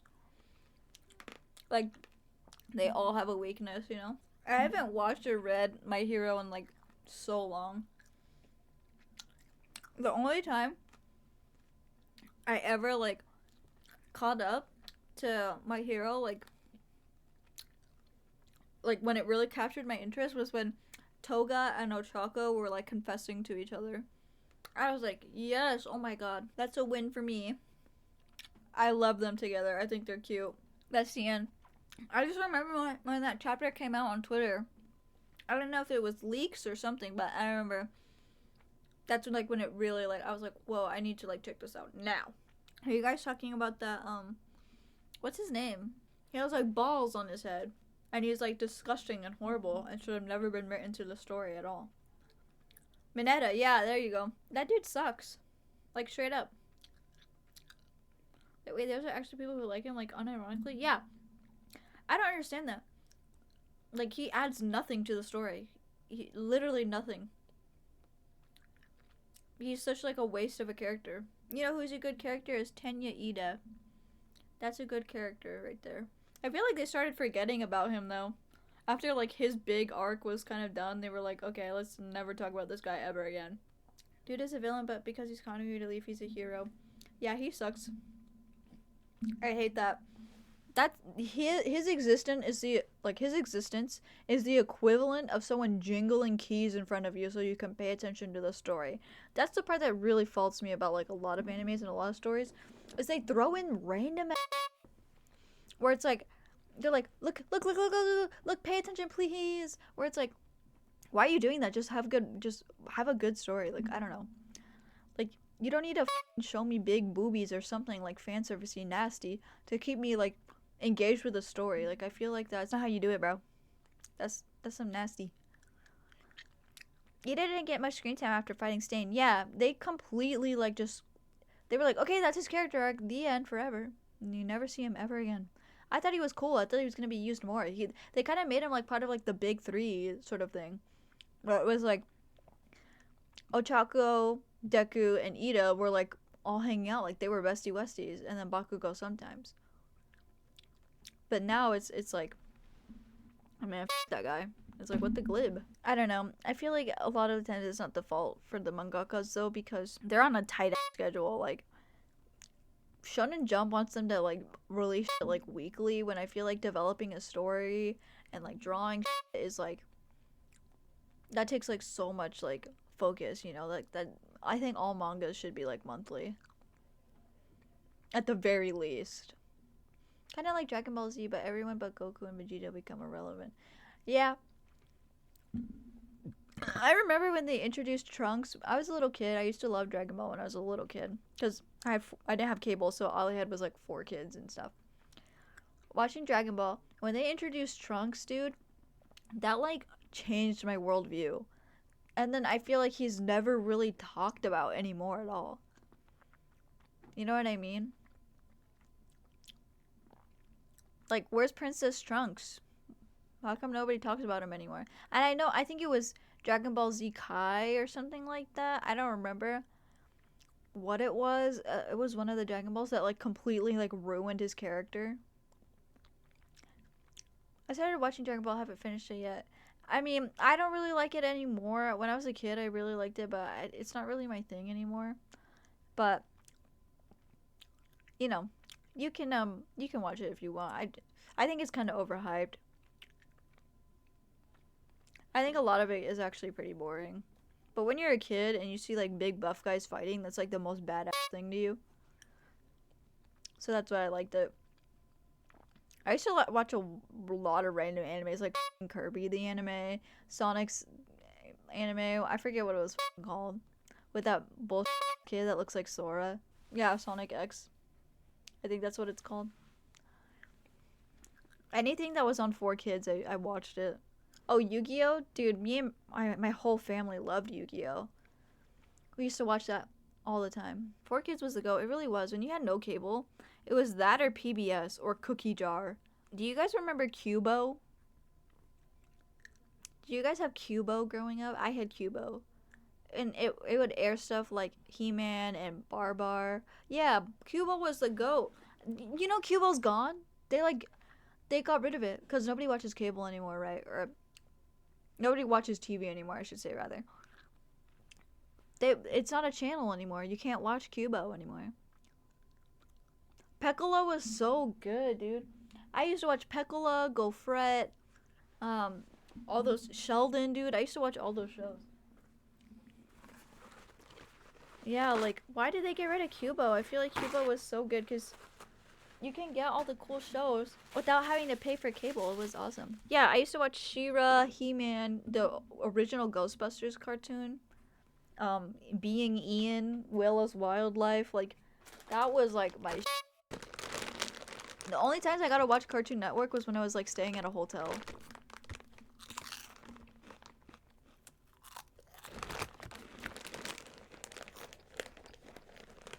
You like that? Are you ready?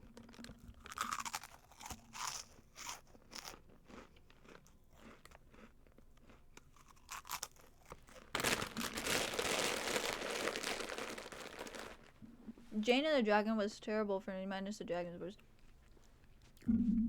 I loved Jane and the Dragon. That shit was good. What are you talking about?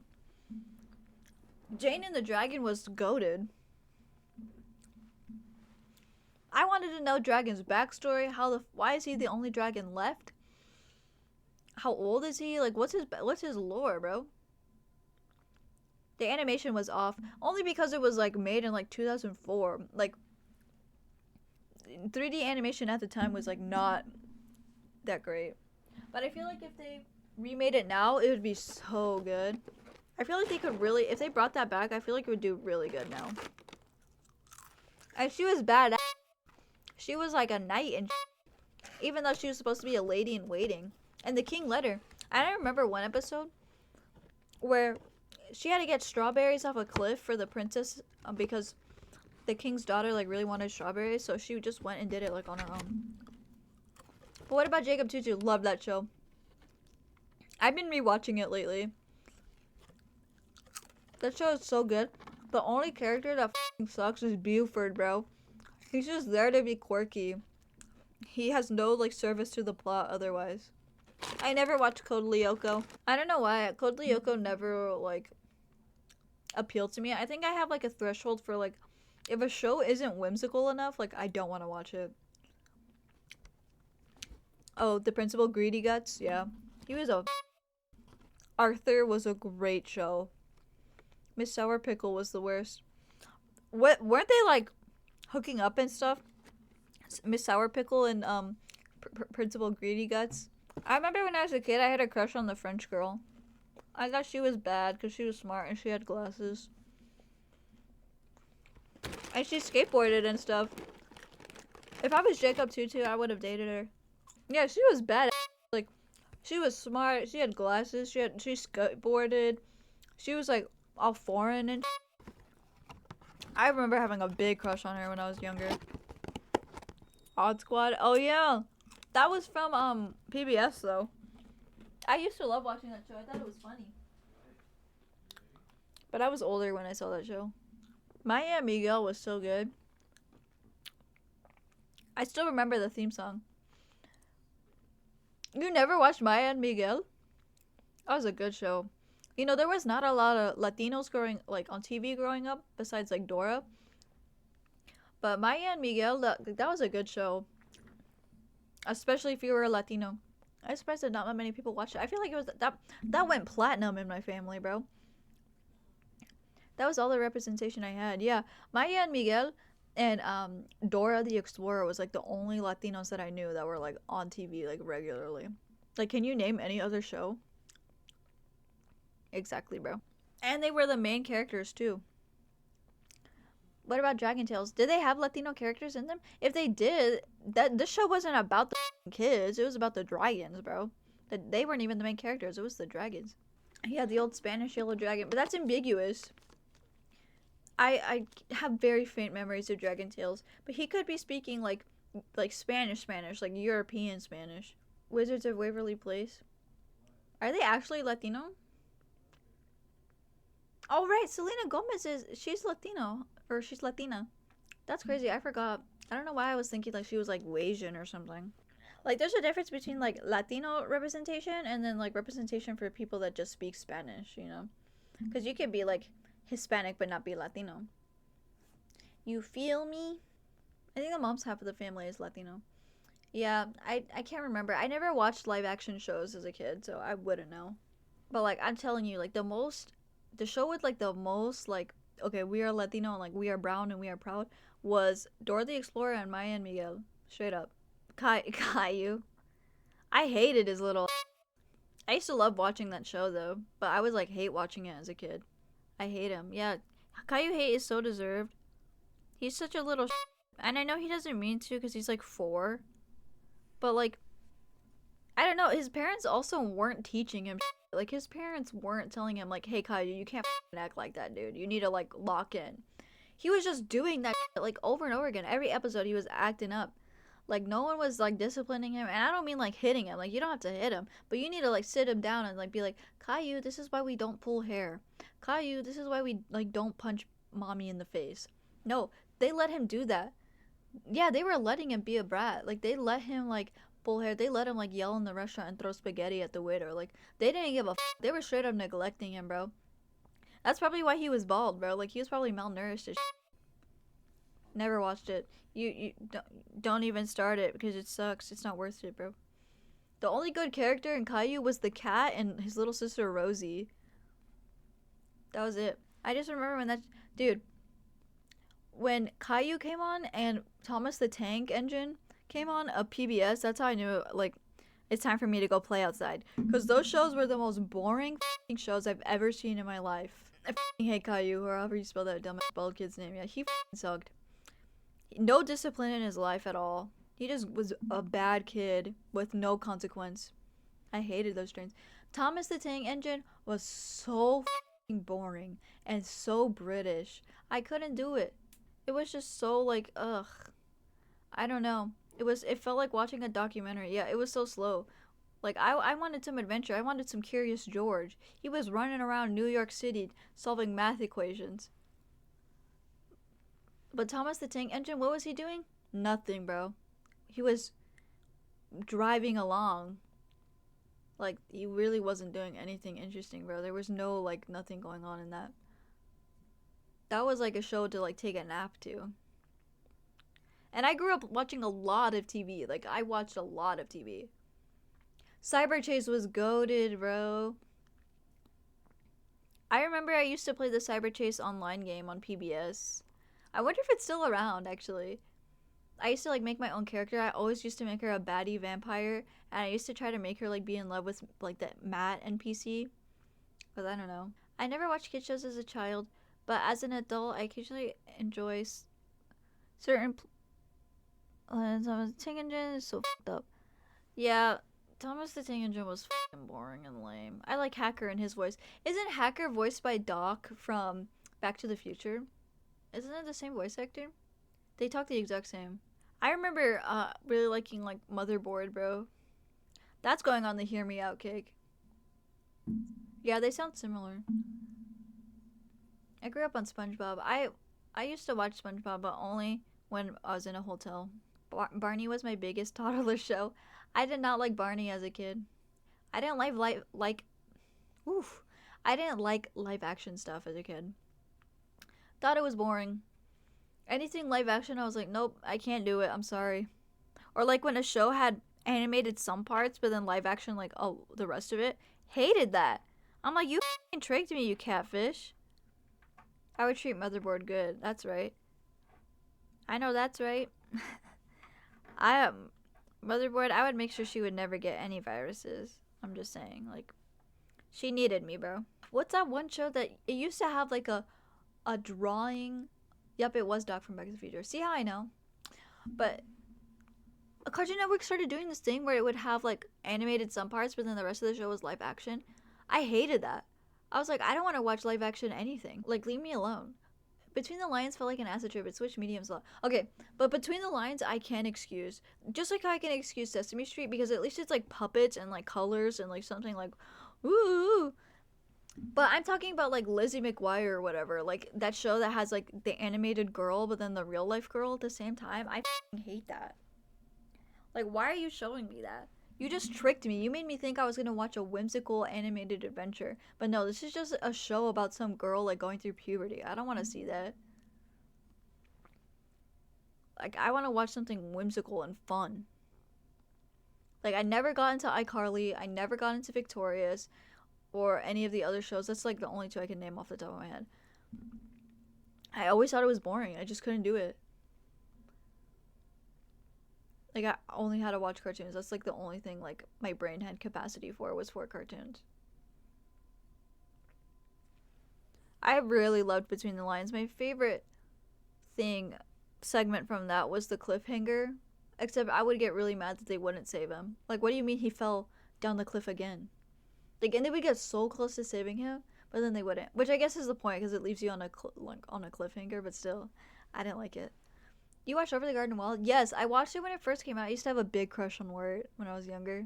The animated parts of Lizzie McGuire felt so unnecessary. It tricked me the same way. Yeah, they would like animate some really cool and they would cut and it would be like, I can't believe Brad broke up with me. And it's like, oh my god, like you ruined it. You had something going there. You had some momentum going there. And then you ruined it with some bullshit. Like, I'm on my period. Like, what? I want to watch a cartoon. Like, I don't want to watch you go through your life. Like, I don't know. That's so boring to me. Like, just some random, like, teenage American girl, like, just doing stuff. And Lizzie McGuire was well beloved by many. So, clearly, I'm in the minority in this. If you like Lizzie McGuire, then go ahead. I don't care. But for me, personally, it was just not... It was not doing better than, like, Arthur and Cyber Chase. And Cyber Chase had math in it. So that's how you know, like, I was really bored by live-action shows. Because I was watching shows about math. And math sucks. And that's why Cubo was goated. Exactly, bro. And last time I heard, Cubo didn't, like, hire any weird directors that, like, touch kids and stuff. Cubo had fun, animated, cool stuff. No children were harmed in the making of them. Probably. Cubo and PBS Kids. Yes, bro. And PBS Kids had some cool live-action stuff, like Electric Company. I loved watching Electric Company. I thought that was so funny as a kid. And, I think the show was called, like, Invent It or something, and they would have to do, like, challenges, like, inventing things. And I used to play the online game for it, and it was, like, these pipes, and you had to, like, make the ball, like, go through the pipes, and you had to, like, make sure, like, it was directioned in the right way. I don't know. Like, I would play that for hours, and I would get so frustrated if the ball didn't go where I wanted it to go. We love public broadcasting services. Exactly, bro. I feel like that doesn't exist anymore. Like, a lot of stuff, like, for kids, there's no, like, kid spaces anymore. It's kind of sad. Samurai Jack. I did not watch that show as a kid. My family did, like, my older sister and stuff did, but I was never really that into it. I was more of, like, into, like, Powerpuff Girls and stuff like that. Powerpuff Girls was goated. You know what cartoon I didn't like? And this is going to be controversial. A cartoon I didn't like was Ben 10. Either series. Did not like it. Did not care for it. It insists upon itself, Lois. I just didn't like it. Like, what do you mean you could turn into, like, over 100 aliens? And the ones that you choose are the same 3 ones in every episode. It's always the red guy. Like, every episode. Like, you did not change into nothing else, bro.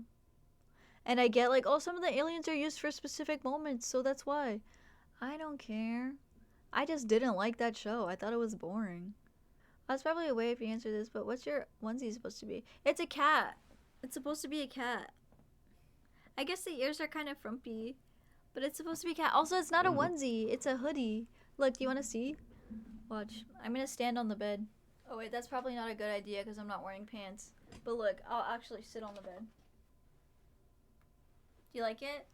Oh, you have a little black cat? That's so cute. Yeah, it is a big hoodie. I like wearing stuff that's really big on me because it's, like, more comfortable, but it's, like, huge. And it has a pocket in its belly. It is very cozy. I can low-key stream from my bed. I love laying down.